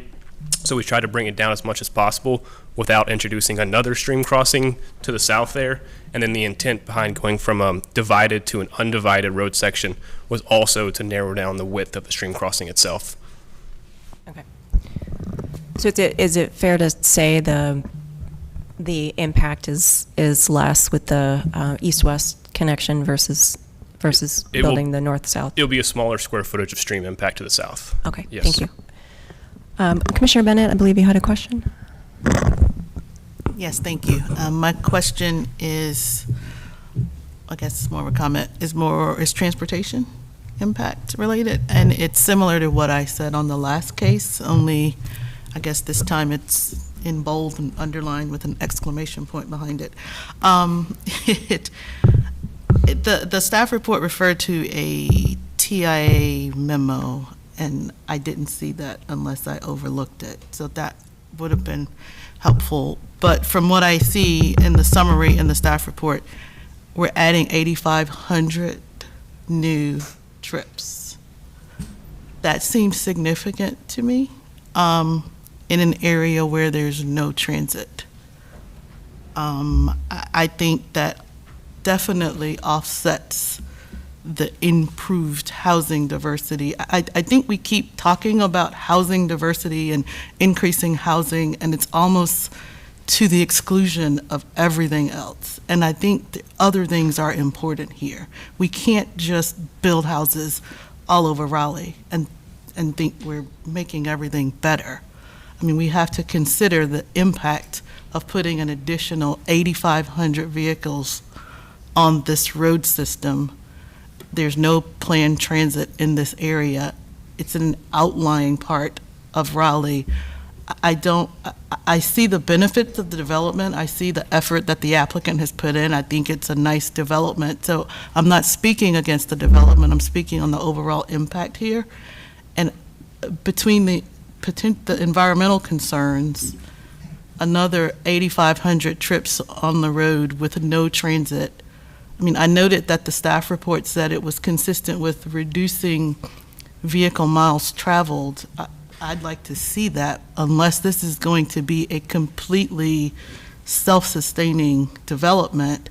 Those 8,500 cars are going to have to travel to get groceries, and I mean, unless a grocery store and everything that neighborhood is going to need is going to be right there on that development, those cars are going to be traveling someplace. And I think, in my opinion, the net is negative when you look at the environment and the transportation impacts.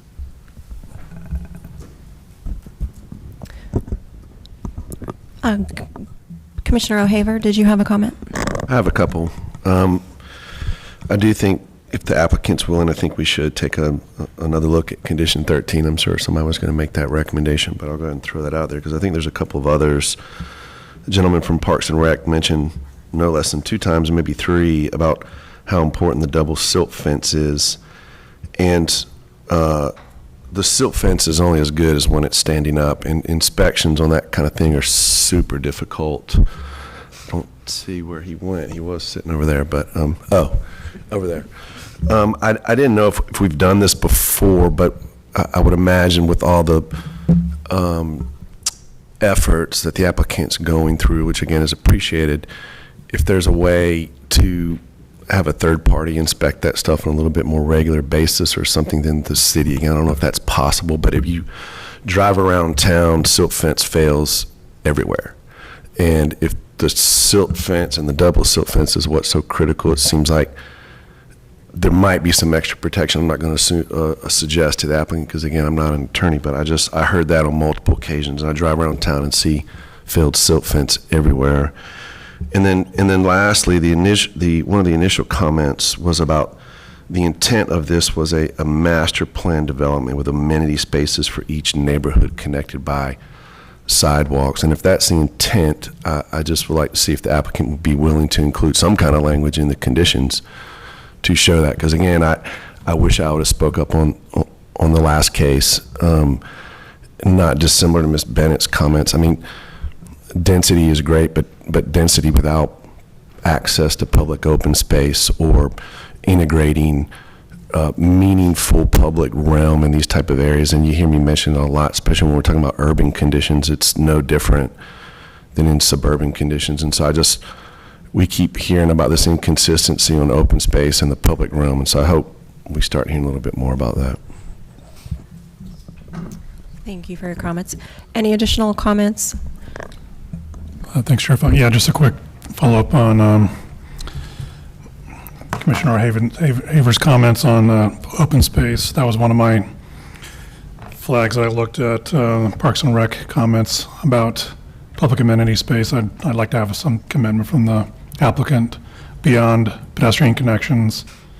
If there was some delineation or commitment on area for that, for the amount of acres that we're looking at, I think it would be good to see a commitment on that. So that was my comment.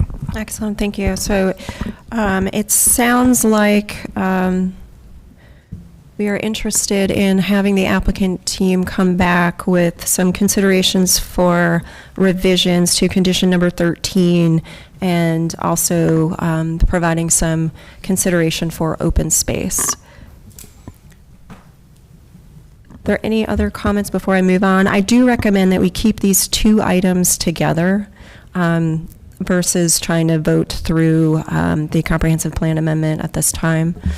Chair Fox, I just have a quick comment. If the applicant is coming back, it would be nice, I believe the speaker from transportation mentioned that they flagged it for further study but did not have a recommendation. It would be nice if there's any way we can get a recommendation on what their, if we can hear what their recommendation is, and also the TIA, if that's possible for us to take a look at.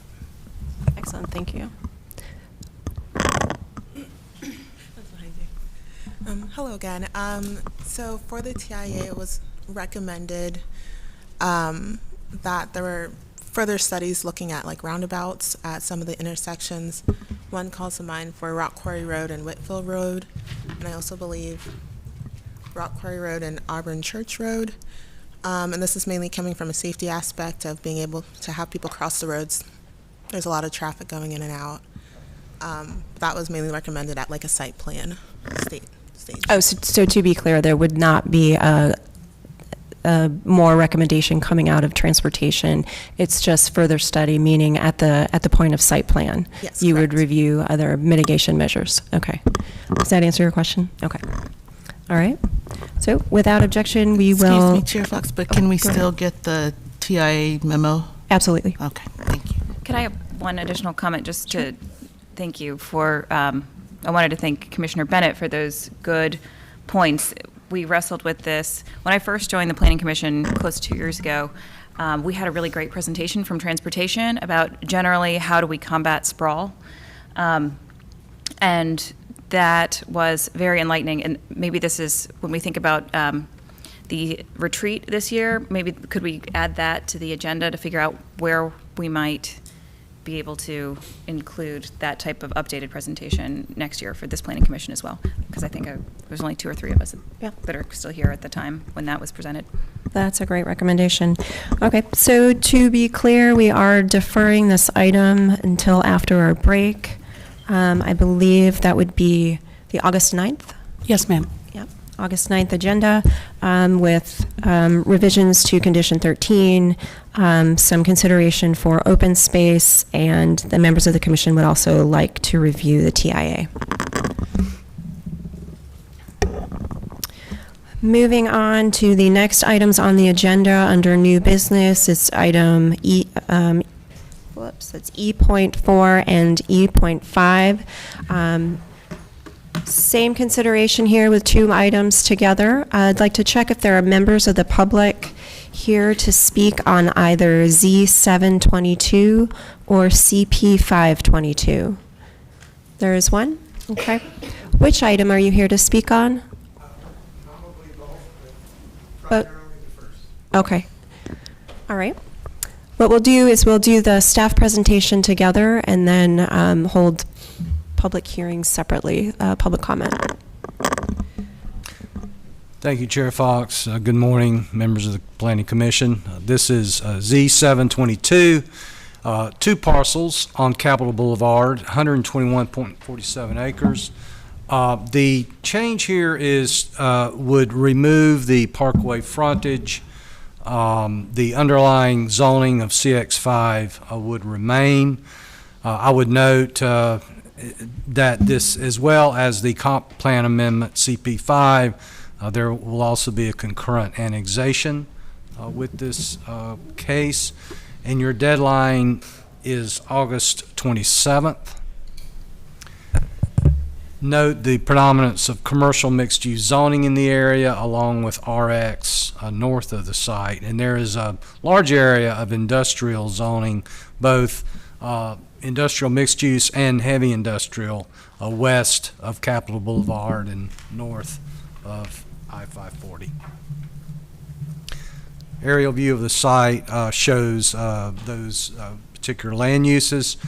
Note to the east is the Capitol area soccer complex. This slide shows the floodway, floodplain, and along with a transmission line easement, just showing the significant constraints on this site.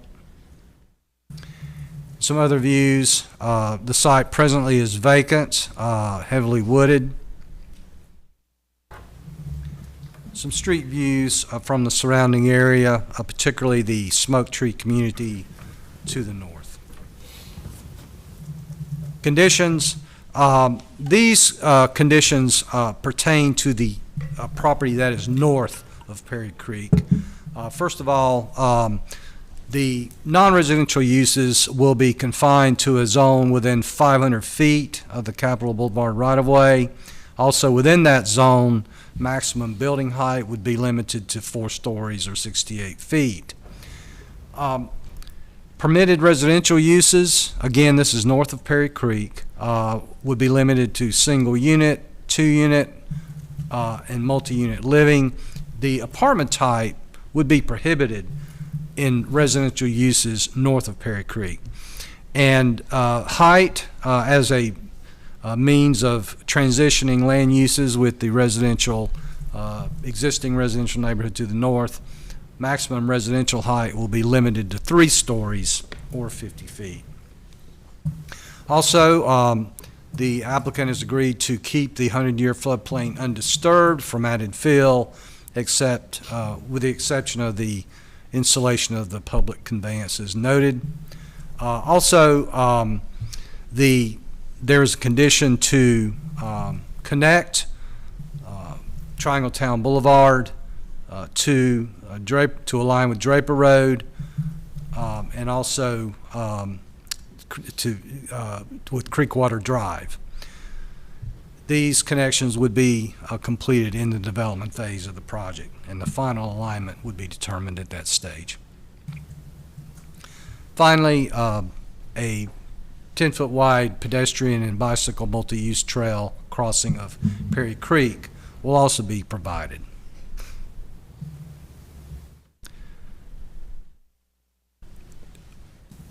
Just relatively modest changes with the existing and the proposed. The proposed would remove the parkway frontage. The residential density actually would be lowered a bit, as would the maximum number of units. Office square footage would decrease, as well as retail square footage. The site has a lower than average score on walking, biking, and transit. The only transit access presently the only transit service is an express route to Wake Forest. The site has slightly lower transportation costs. They are above the midpoint and slightly higher job proximity. Noting that bus service, the Wake Forest Raleigh Express. In terms of affordability, the site is vacant now. It would result in the number of units there. However, the proposed zoning is less than the current entitlement. Does not include subsidized units. It does permit a variety of housing types. The apartments would only be prohibited in that zone, or in that would only be prohibited north of Berry Creek. It would allow smaller units and smaller lots. It is not within walking distance of transit. Our demographics and land use history based on the EJ screen shows a higher percentage of minority and low-income populations, and also a higher population that is linguistically isolated and has less than a high school average. Those are higher than the citywide averages. We found no restrictive covenants or historical covenants that restricted racial groups. This proposal would actually correct the inconsistency of the existing commercial mixed-use zoning with the present future land use designation of office and residential mixed use. The proposal is consistent overall with the comprehensive plan. It's inconsistent with the future land use map as noted, and also the removal of the parkway corridor or the parkway frontage would make it inconsistent with the urban form map, which does show that parkway corridor. Number of consistent key policies here.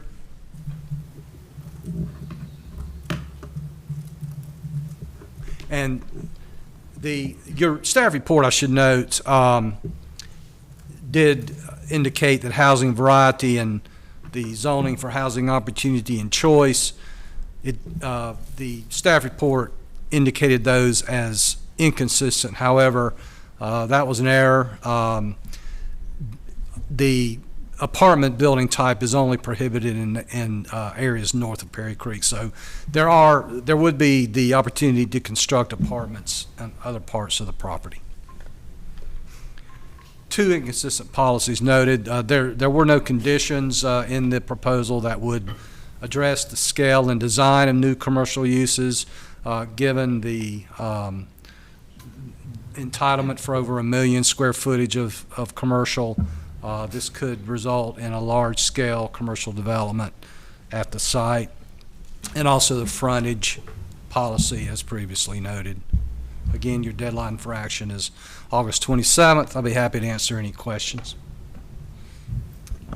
Thank you. Now we will move on to the applicant team, or are you going to go into the second presentation? Let's go ahead and do the second staff presentation. Thank you.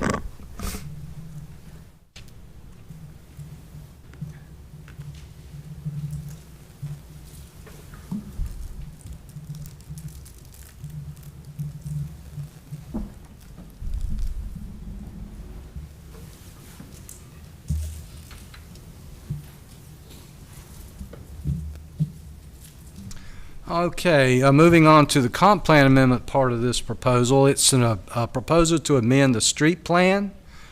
It would be the removal of 2 streets shown on the plan and a change to the type on another. It would remove a proposed industrial street and a proposed neighborhood street, and it would change a proposed 4-lane divided avenue to a 2-lane divided. This proposal is consistent overall with the comprehensive plan, and your deadline for recommendations on this case would be September 26th. And again, the aerial view, as you noted from the rezoning, and the 3 proposed parts of this amendment. The removal of the industrial street is warranted because of changes to the future design and function of Capitol Boulevard. That will, there is a North Carolina DOT transportation improvement project that would modify Capitol Boulevard to become a limited access street, and therefore the opportunities for direct connections would be quite limited. Again, and also the removal of the proposed neighborhood street as noted. I'll note that there is a condition in the rezoning that would facilitate that connection. And also another change would be to change the proposed 4-lane divided avenue to a 2-lane divided avenue. And based on projected trips, this change would be warranted. Just noting the details on that proposed industrial street and the fact that that connection is no longer viable due to that project, DOT project that I mentioned. And the removal of this neighborhood street, this would be ensured by a zoning condition from Z722. This change would amend it to a 2-lane divided, and as mentioned, the regional model would overpredict the expected traffic volume on this road. Again, this comprehensive plan amendment is consistent with the policies of protecting and restoring streams. It would reduce the number of stream crossings and also the coordination of transportation investments with land use. Inconsistent policies on eliminating gaps in the grid and with road connectivity. That concludes my staff presentations. I'd be happy to answer any questions. Thank you, Mr. Belk. Now at this point, we'll move on to the applicant team. If the applicant team has a presentation for both items, you can just put them back to back.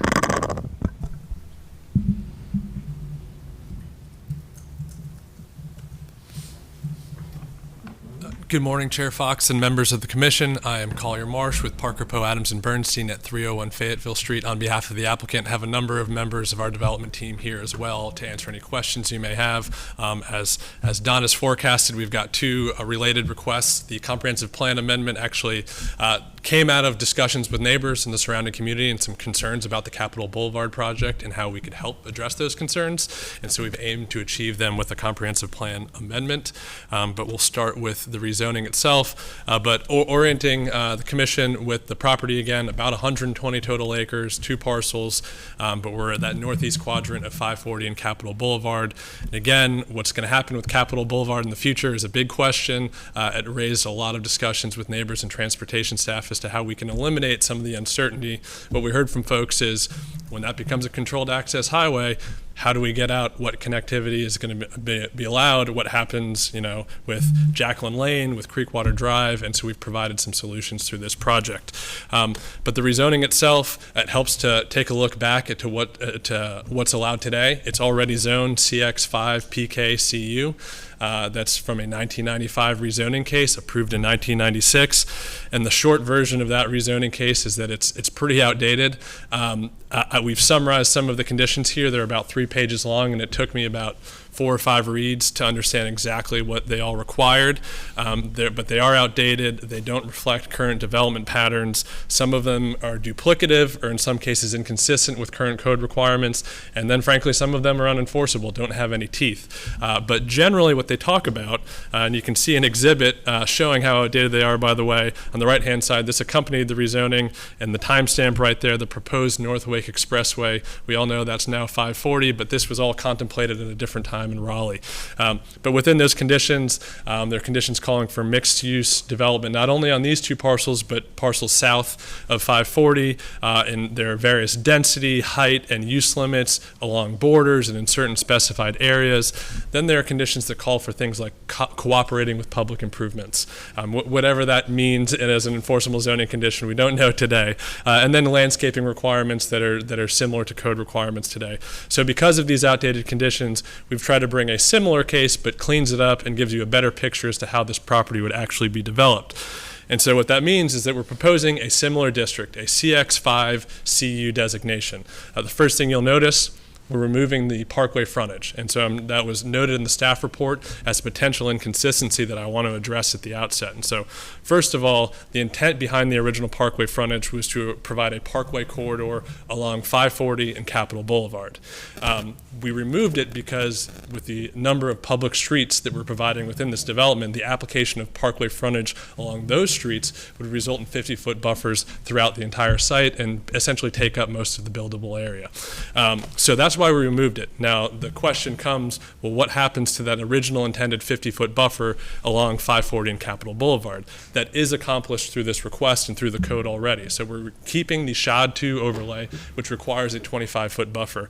But the other factor that comes into play is UDO 9.1.4 and its primary tree conservation requirements. And what that says is along a thoroughfare here, Capitol Boulevard and 540, your priority of primary tree conservation is an average 50-foot width along those areas. So if the trees in that area meet the tree conservation requirements, you don't have a choice. You have to preserve them. And so that's exactly what you'd see here, is that the code is going to step in with the removal of that parkway frontage and still require 50-foot of tree conservation, not a planted buffer, but actually the existing vegetation in those areas. So it looks like we're removing something, but the truth is that the code is going to provide exactly what was originally intended.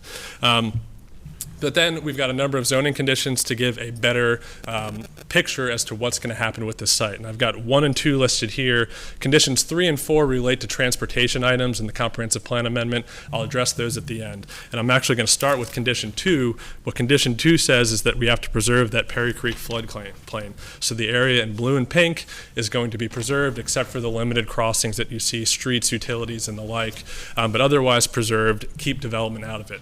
So then condition 1 tells you what can happen north of Perry Creek. First is to restrict non-residential uses in that area. The idea here, put non-residential uses where they're appropriate, along Capitol Boulevard, away from single-family neighborhoods. And so they're restricted to within 500 feet of Capitol Boulevard, and there's a height restriction of 4 stories or 68 feet. Now, looking ahead to the comprehensive plan amendment, the street network that we're looking with Capitol Boulevard, we're not sure what's going to be left in that 500-foot zone. So I know that the staff report comments on the potential for large-scale retail uses and excessive commercial uses. In the end, what you're going to see there is a new road network with Capitol Boulevard, and so we set aside an area that when that road network is built out, we'll see what type of pads are left. If commercial is feasible, that would be what would go there, again, along a complicated road network, but certainly no big box sites available with what's to come in this area. And then beyond that non-residential area, and residential uses are still permitted in that zone, but for the remainder of the area north of Perry Creek, we've got use limitations and height limitations. Essentially what we're planning there is townhome development, a max of 3 stories. The idea here is that residential uses aren't restricted south of Perry Creek, so along 540 and particularly in that southeast quadrant, apartment uses, transitioning to townhome uses to the north, and then transitioning to the single-family neighborhoods to the north and east. So providing a pretty clear transition in uses, a variety of uses, and a variety of housing types all in one area. And so we think this exhibit gives a pretty good indication as to how that would look. Looking at the overlay map, again, the SHOD 2 that applies, that provides that 25-foot buffer. Future land use map, the staff report notes we're inconsistent with the office and residential mixed use. We are consistent with the moderate density residential designation, the northeast quadrant. We're consistent with the public parks and open space designation run right through the middle. And I would respectfully disagree that I think we are consistent with the office and residential mixed use.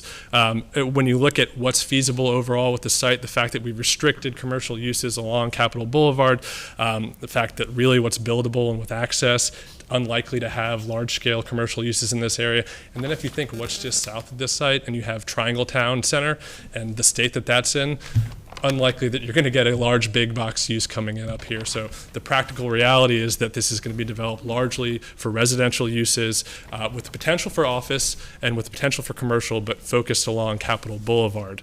And so also not to lose sight of the fact that the property was already zoned CX5, and so we wanted to be consistent. We wanted to show that this is really pretty close to a text change and just cleaning up what's there today.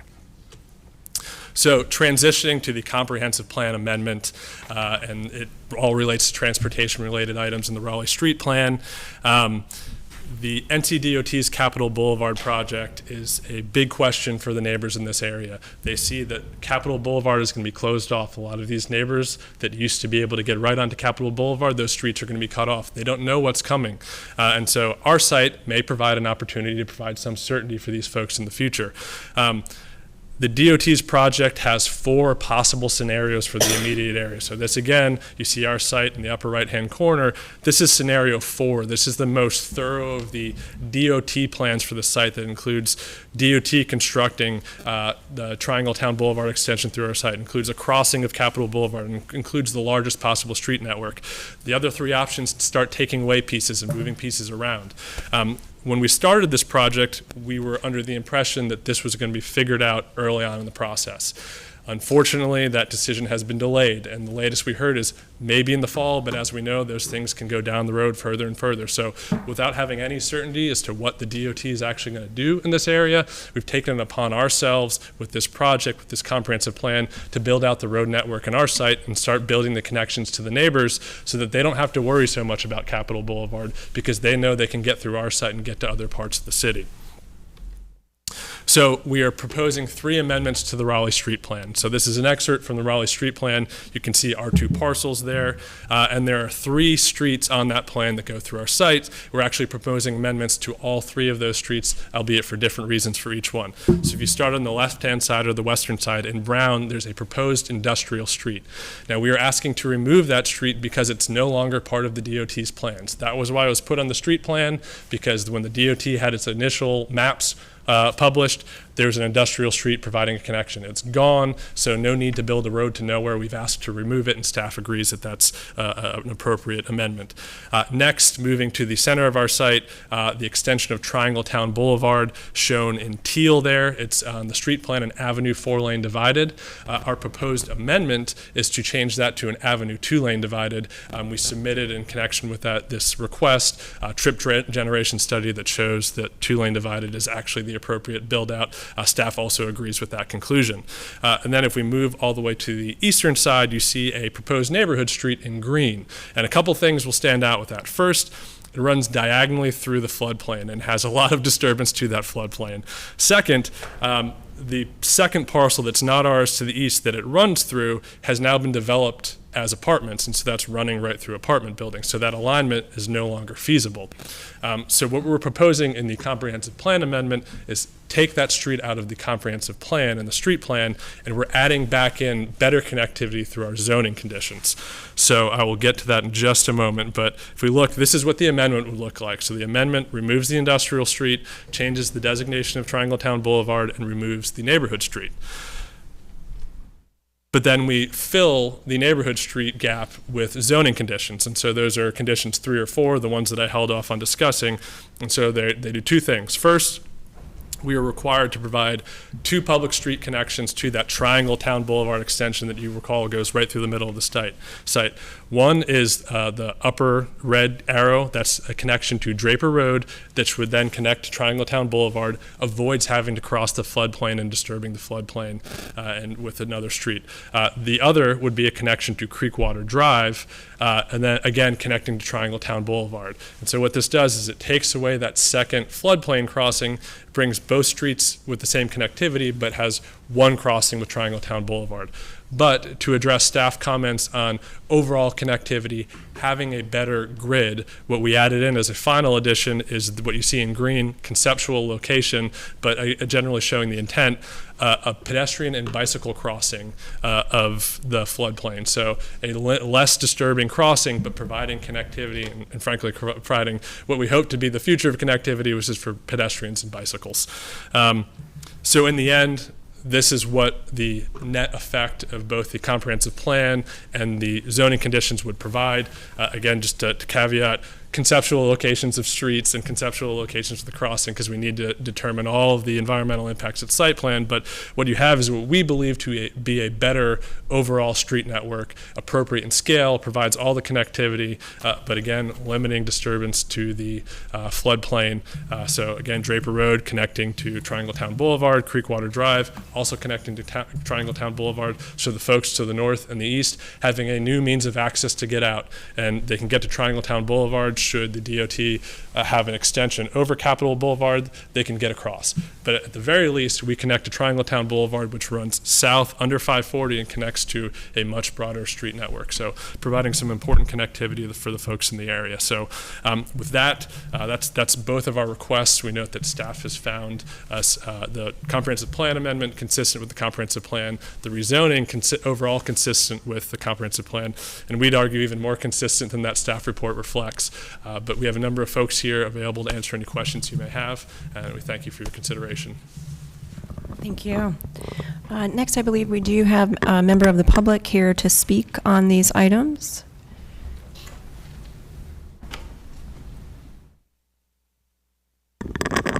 Thank you, Madam Chair, members of the Planning Commission.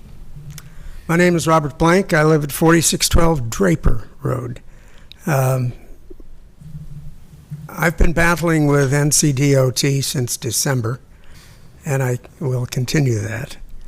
I think they have come up with a wonderful plan to kill a neighborhood and probably kill a number of neighborhoods in the process.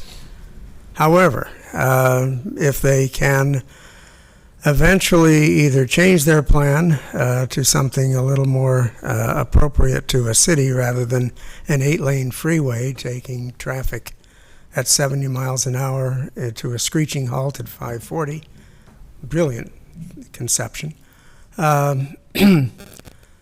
What we face in any event is that we are absolutely cut off from commerce and an entrance and exit to Capitol Boulevard. Even if the planned street connection from the properties to our south is developed, nobody has yet come up with a way for us to get back into our neighborhood without going round Robin Hood's barn. Typically, if you're coming up from the south, we would simply just turn onto Jacqueline Lane. All the DOT plans would remove that, absolutely, and make it very difficult for us to approach our neighborhood unless we come up Louisville Road, 401, go to Perry Creek, come through another neighborhood, and then into our neighborhood. So we're, and by the way, I represent the Homeowners Association for Smoke Tree. I'm the secretary of the Homeowners Association. We're certainly in favor of our neighbors' development providing us with an easy way out, at least going to the south. Coming back home, pack a lunch. We're not quite sure yet how we're going to be able to do that with any of these plans. And we need to be putting some pressure on NCDOT to begin thinking in terms of 2024 and not 1975.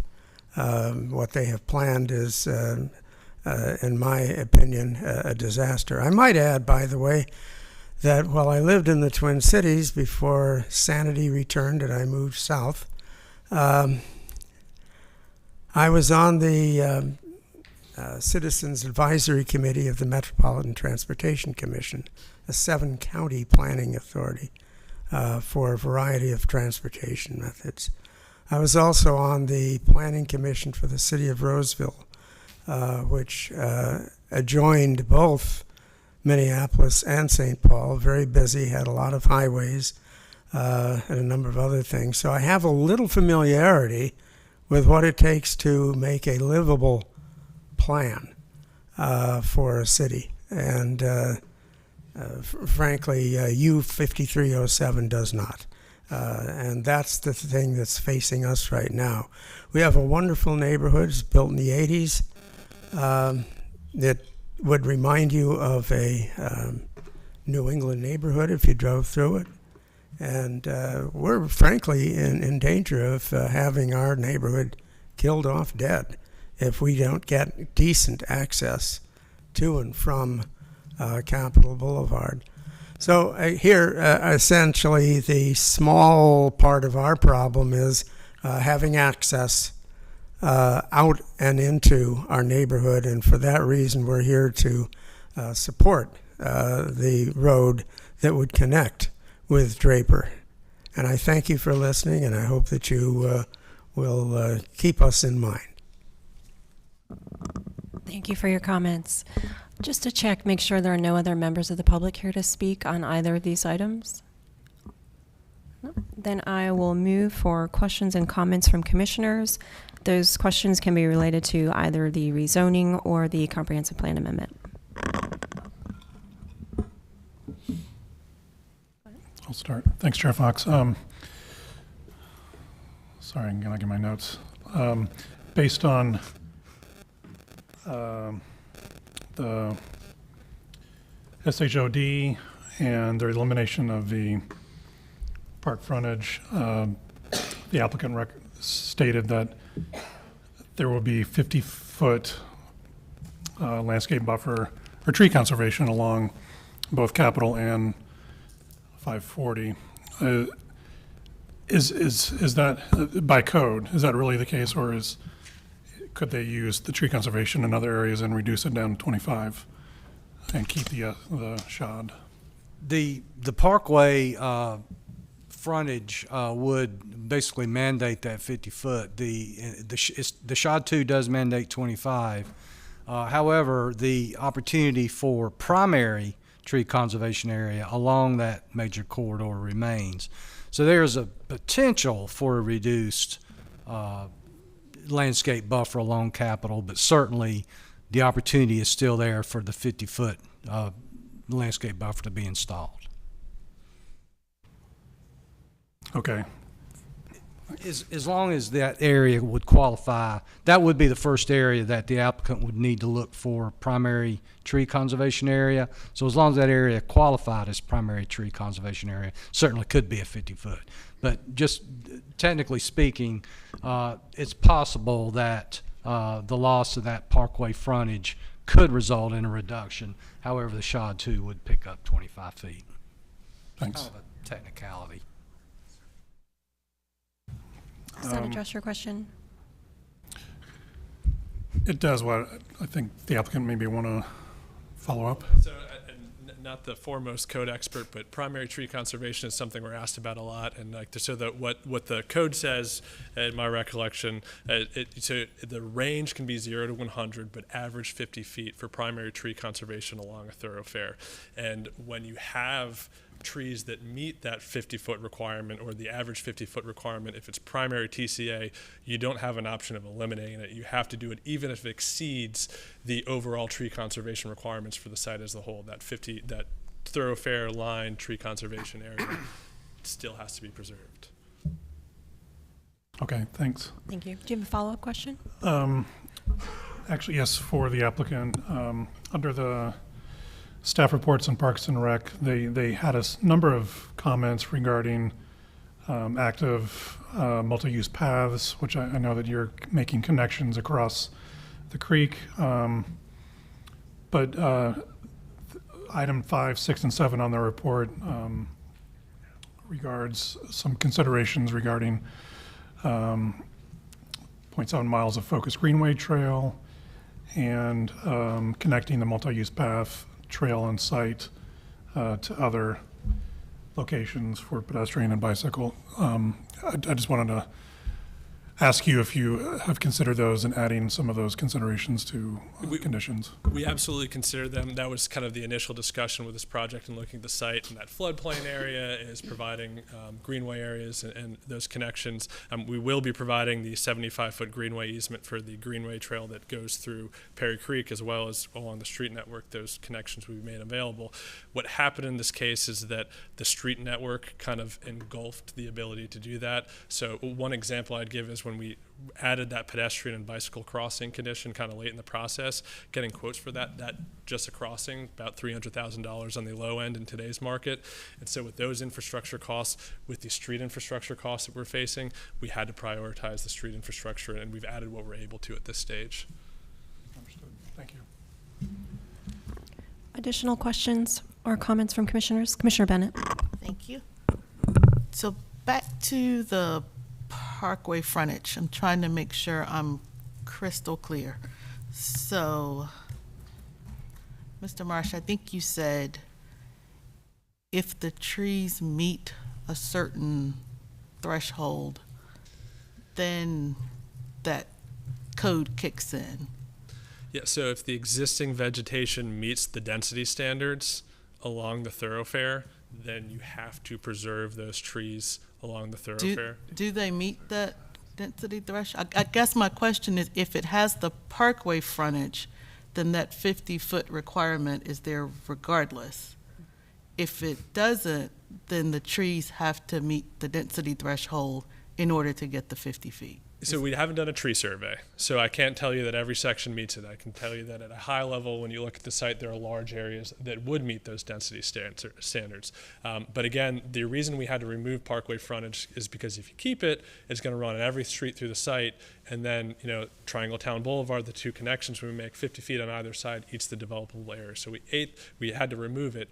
The 25-foot is guaranteed with the shod buffer, a 25-foot buffer. So no guarantee of 50-foot tree conservation throughout the site, but given that it's a heavily wooded site and has been since as long as it's been there, probability-wise, high probability that we're going to have the 50-foot TCA along that zone.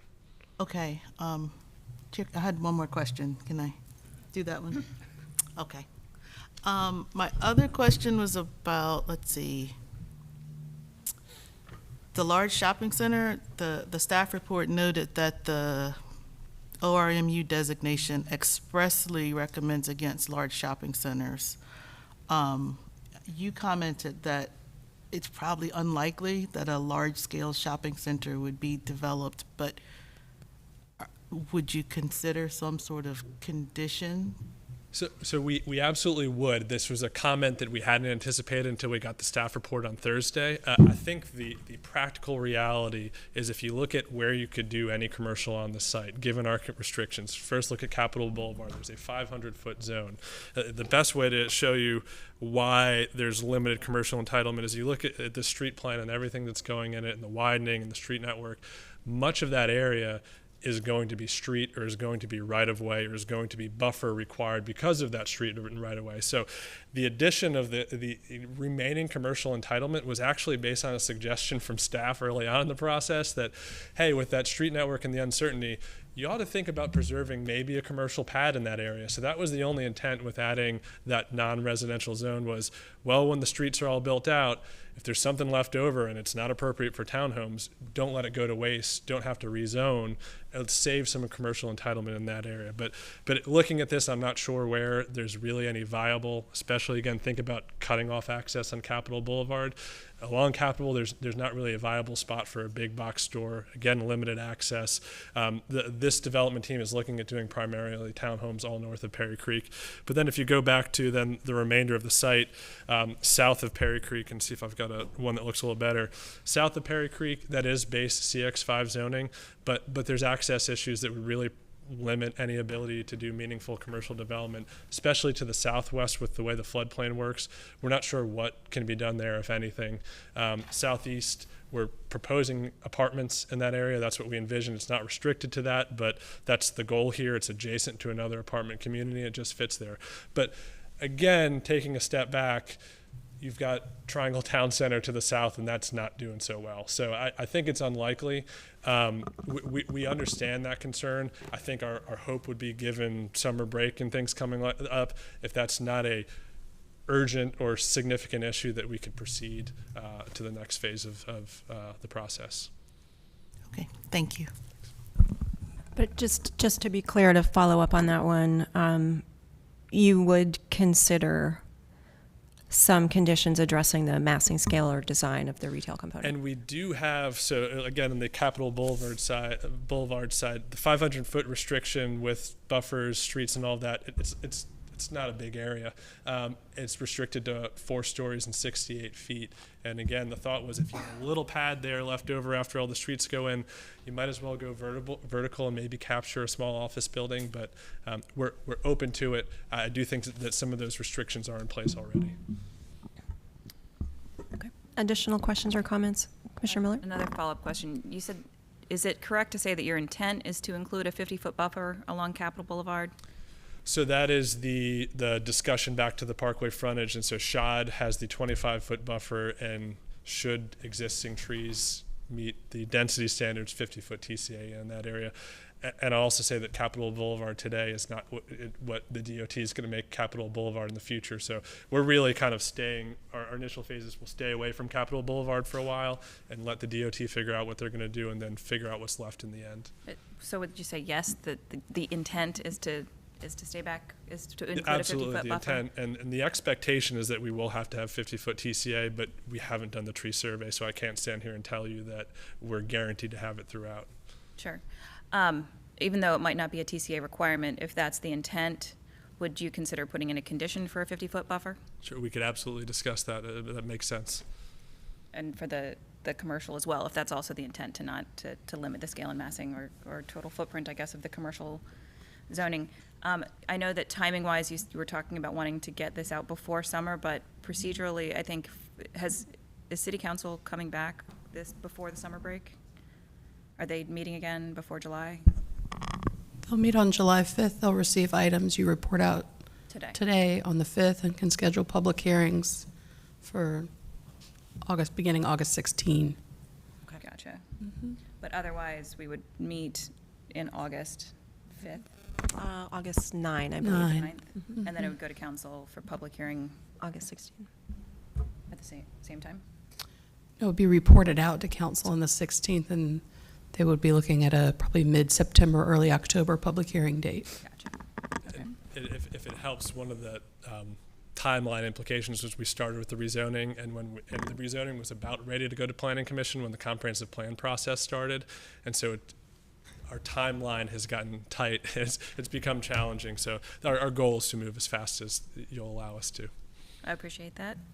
And it also sounds like while those conditions may have clarified some of that, it sounds like the risk of those conditions not coming to pass is also relatively low on this project. Curious the will of the rest of the commission.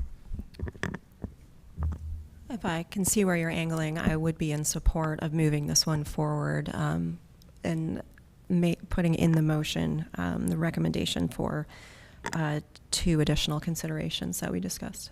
Great. Does that seem appropriate? Okay. Looking around. And would you like to make a motion? Sure. I have to pull this back up and wing it a bit. I'll make a motion to approve case Z722 and to adopt the proposed consistency statement contained in the agenda materials, in today's agenda materials, and include that we also recommend that council consider including conditions with a 50-foot buffer along Capitol Boulevard and 540, and also a condition to limit the commercial development on this project. And do we have a second? Second. Commissioner Miller has made a motion to approve Z722 with some minor modifications. Commissioner Rains has offered a second. Is there any additional discussion or debate on the merits of the motion? Seeing none, those in favor of the recommendation for approval for Z722? And any opposed? Again, if I could, I'm completely in favor of the rezoning. I guess I'm just not personally comfortable with pushing it out with sort of the importance of the two issues that we brought up that I think are critical to this rezoning. So fully in support, but I would have liked to have seen us, it goes to council. We talk a lot about once it leaves this commission, we sort of lose control over what happens, and we spend a lot of time and energy trying to tighten up these conditions. So I feel like we could have done a little bit better job on those two, but I'm 100% in favor of this rezoning. Thank you for your comments. So that motion passes with one in opposition. Moving on to CP 522, that is the Associated Comprehensive Plan Amendment. Do we have a motion? Oh, sure. I move to approve CP 522 and there as to amend as it's overall consistent with the comprehensive plan. Period. Do I need to say reasonable? Okay. And I will offer a second on that. Is there any additional discussion or debate on the merits of the motion? Seeing none, those in favor and those opposed? Okay. That motion passes. Moving on to next item, which would be E.6, which is rezoning Z822 on Capitol Hills Drive. We will start with the staff presentation from JP Mansell. Thank you. This is case rezoning Z822. It is a request to rezone almost 18 acres from industrial mixed use 3 stories to commercial mixed use 5 stories with conditions. And your deadline for action is August 27th. Zoning in the area is predominantly industrial mixed use, so that's that lighter purple color, and then heavy industrial is that darker purple color. So pretty uniformly industrial in this area. Across Capitol is the property you just discussed that you recommended for rezoning. Here's an aerial of the site, so just showing there is existing industrial uses to the west and south. There are some car dealerships along Capitol Boulevard, and then a church property to the north. And then that further east is that Smoke Tree residential neighborhood that was discussed in the last case. Here's a couple of street views just showing that the site is currently vacant. Proposed conditions would prohibit several higher impact uses. These are mostly in line with what would be prohibited in the OX district. The retail floor area is limited in a similar manner to the OX district, and hours of operation are also limited for retail sales in a manner that's similar to OX. So the intent of these conditions are sort of to get closer to that future land use map designation, which I'll discuss in just a second. The number of residential or potential residential units would go up with this request. There would be an increase in potential office. With the conditions to limit retail, there would actually be a reduction in potential retail use on the site. The site does have a lower walk and bike score and transit score than the city average, higher transportation costs, and lower job proximity than the city average. No bus service to the site currently. It does add to the housing supply, but does not include subsidized units.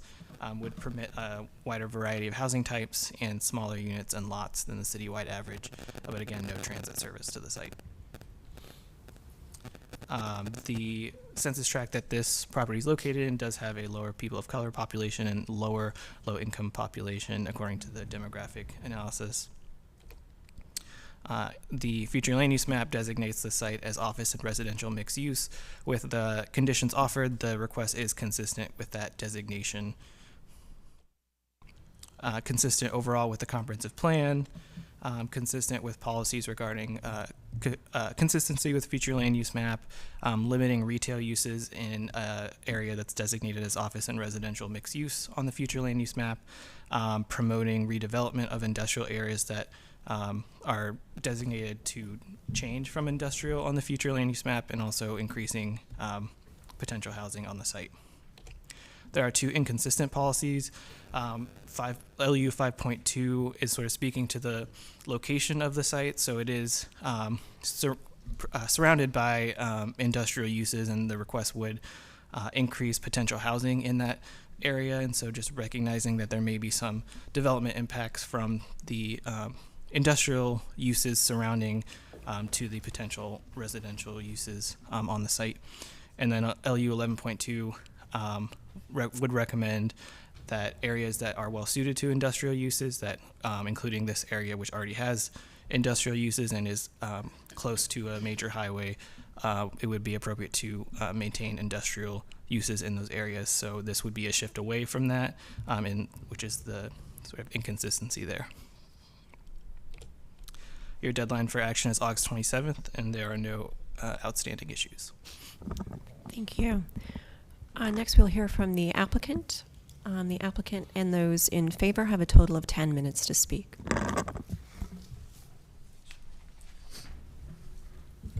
Thank you, Chair Fox.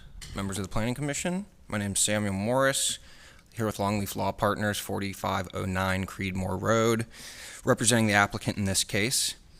This rezoning seeks to increase the potential residential density and mixed-use options for an underutilized property in a manner that is consistent with the city's future land use policies.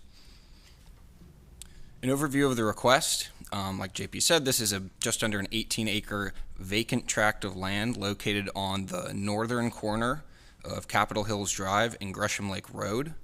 The current zoning there is IX3. Future land use designation is office and residential mixed use. The urban form map doesn't provide any guidance in this area. The zoning we are seeking is CX5 with conditions. And like JP outlined, the request is both consistent with the future land use map and with the comprehensive plan policies. So here we are looking at 3901 Capitol Hills Drive, located, as you can see, north of 540 and west of Capitol Boulevard, along Gresham Lake and Capitol Hills Drive. And here's a little bit of a closer look. So you can see the vacant property, heavily wooded, currently has a pond on the property, and as you can see, doesn't actually have any frontage on Capitol Boulevard, but rather has Gresham Lake, Capitol Hills, and then a stubbed road that's been put in, which is Mission Ridge. Actually has a roundabout, and then what the stubbed road is Homestead Heights Lane. So the current zoning is, like I said, IX3, which is the predominant zoning in this area, along with some IX5 to the south. Of course, there's the CX commercial mixed-use area to the south, which you just heard the entire case related to that property. There's another CX3 to the northwest, which was approved in 2021. And then you've got Durant Nature Park to the north, and then some moderate and low density residential to the southeast. Here's a look at the future land use map. Like I said, we're currently designated office and residential mixed use. Looking to the west, you've got that business and commercial services corresponding with the majority of that existing industrial area. And of course, moderate and some lower residential down to the southeast, but this sort of area where we're on the southern edge of it, but where the council has mapped this as office and residential mixed use on the future land use map, essentially serving as a transition from the existing industrial over to the residential on the other side of Capitol Boulevard. Here's a quick look, and our orientation's a little off, but you just looked at a very similar map.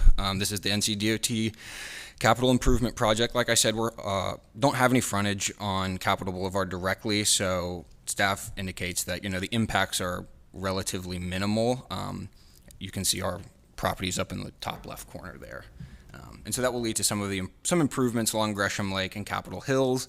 There's the possibility that Gresham Lake will end up flying over Capitol Boulevard and connecting. This one actually doesn't have it. The last map showed the connection to Triangle Town Boulevard there along the top right portion. But otherwise, shouldn't have too many impacts on our property. Going back to the future land use guidance, office and residential, as you know, encourages a mix of residential, office, and some limited commercial and retail uses. Heights are generally limited to 4 stories when they're near neighborhoods, but additional height is allowed for larger sites that are in locations along major corridors and where adjacent uses will not be adversely impacted. As you just saw, this is a large, nearly 18-acre tract that is surrounded pretty much entirely by industrial and business uses. It sits in close proximity to major corridors and is surrounded mostly by 1 to 3 story commercial and industrial type buildings that are unlikely to be negatively impacted by a 5-story development.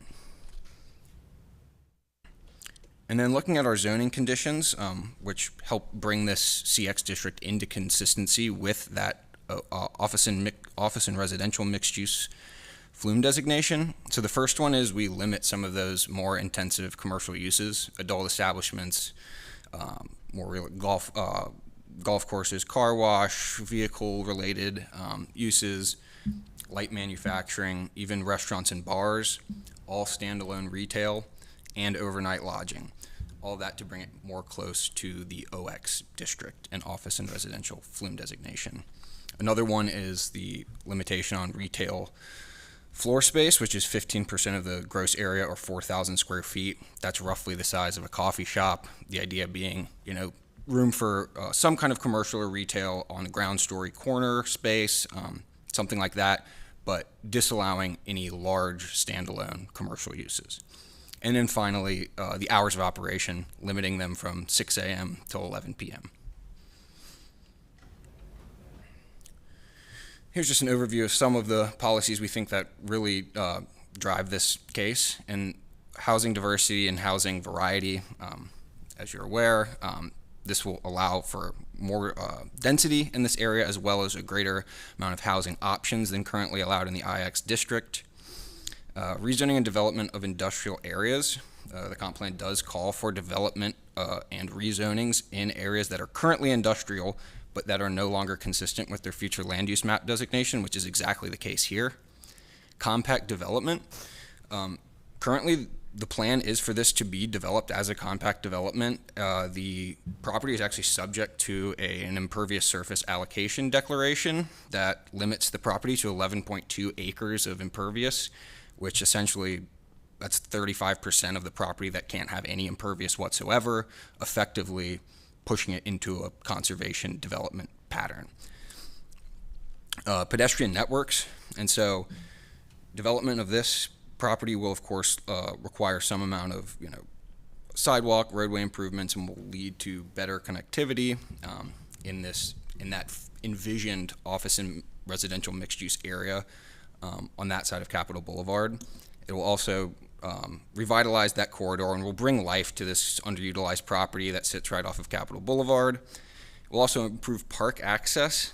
The future land use map shows a greenway trail running down from the Durant Nature Preserve, kind of on the north side of that envisioned office and residential mixed use area.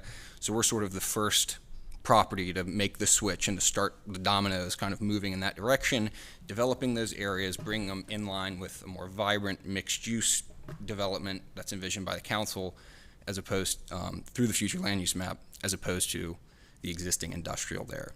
And finally, for the same reasons regarding the impervious surface allocation, we expect that there's going to be a substantial amount of impervious surface and open space on this property that will mitigate stormwater impacts. And so just a quick overview. We are asking to rezone this 17.69 acre parcel from IX3 to CX5CU in a manner that is consistent with the future land use map and the comprehensive plan. I'm happy to take any questions that you all have. Thank you. Thank you. I'd like to check and see if there are any members of the public here to speak on this item. Seeing none, I'll move to questions and comments from commissioners. Do we have any questions or comments? Seeing none, I'd like to entertain a motion.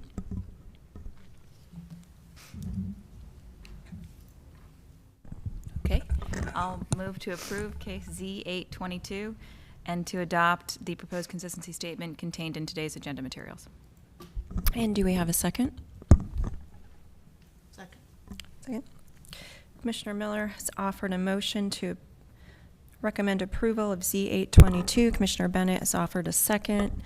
Is there any additional discussion or debate on the merits of the motion? Seeing none, by show of hands, those in support? And any opposed? That motion passes unanimously. Thank you. Thank you. We are at 11:55, and I know we are going to lose a quorum in 5 minutes.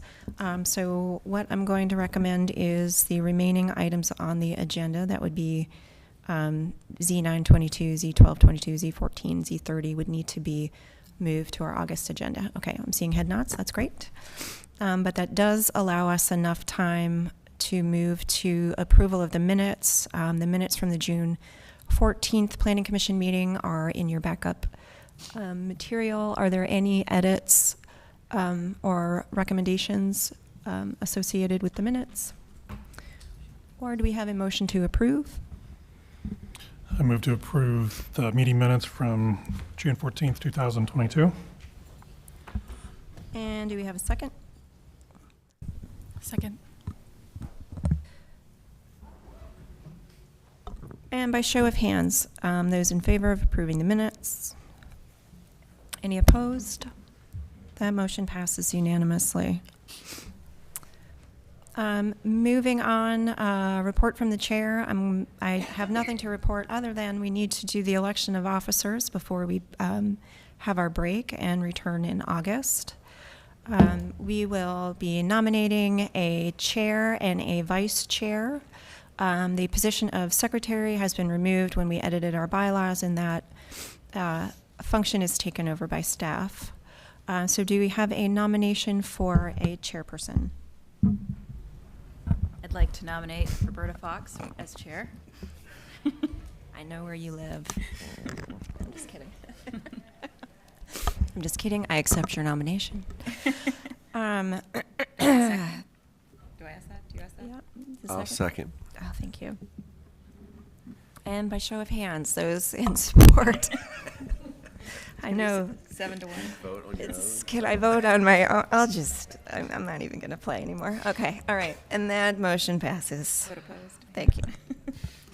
Normally, I don't have the sniffles, and I'd be jumping for joy, but thank you. And moving on to the vice chairperson, a position which has been held and dutifully filled by Commissioner Mann for quite some time. Thank you, and I will nominate Commissioner Miller for that position. My cup is runneth over. So And I would like to second that. And by show of hands, those in support. And any opposed? No. There you go. It looks like you have a new and improved chair and a new vice chair. We will confer over the break and discuss how to address committee assignments, and we will do that when we get back. That's appropriate. Okay. I'm going to fast forward and just ask if there's anything else for the good of the order before we break for the summer. I did just want to call to your attention that in the assistant director's report, there's an item about a revision to the staff report. You'll see that on the August 9th agenda going forward. Staff has done some work to try and streamline that template that we use to make the document easier for you and the public and us to all use, hopefully to help us get through this volume of work more efficiently and pleasantly. Much appreciated. Good luck to us all. Mercy on our And may God have mercy on our souls. Anything else for the good of the order? No, seeing none. Meeting adjourned.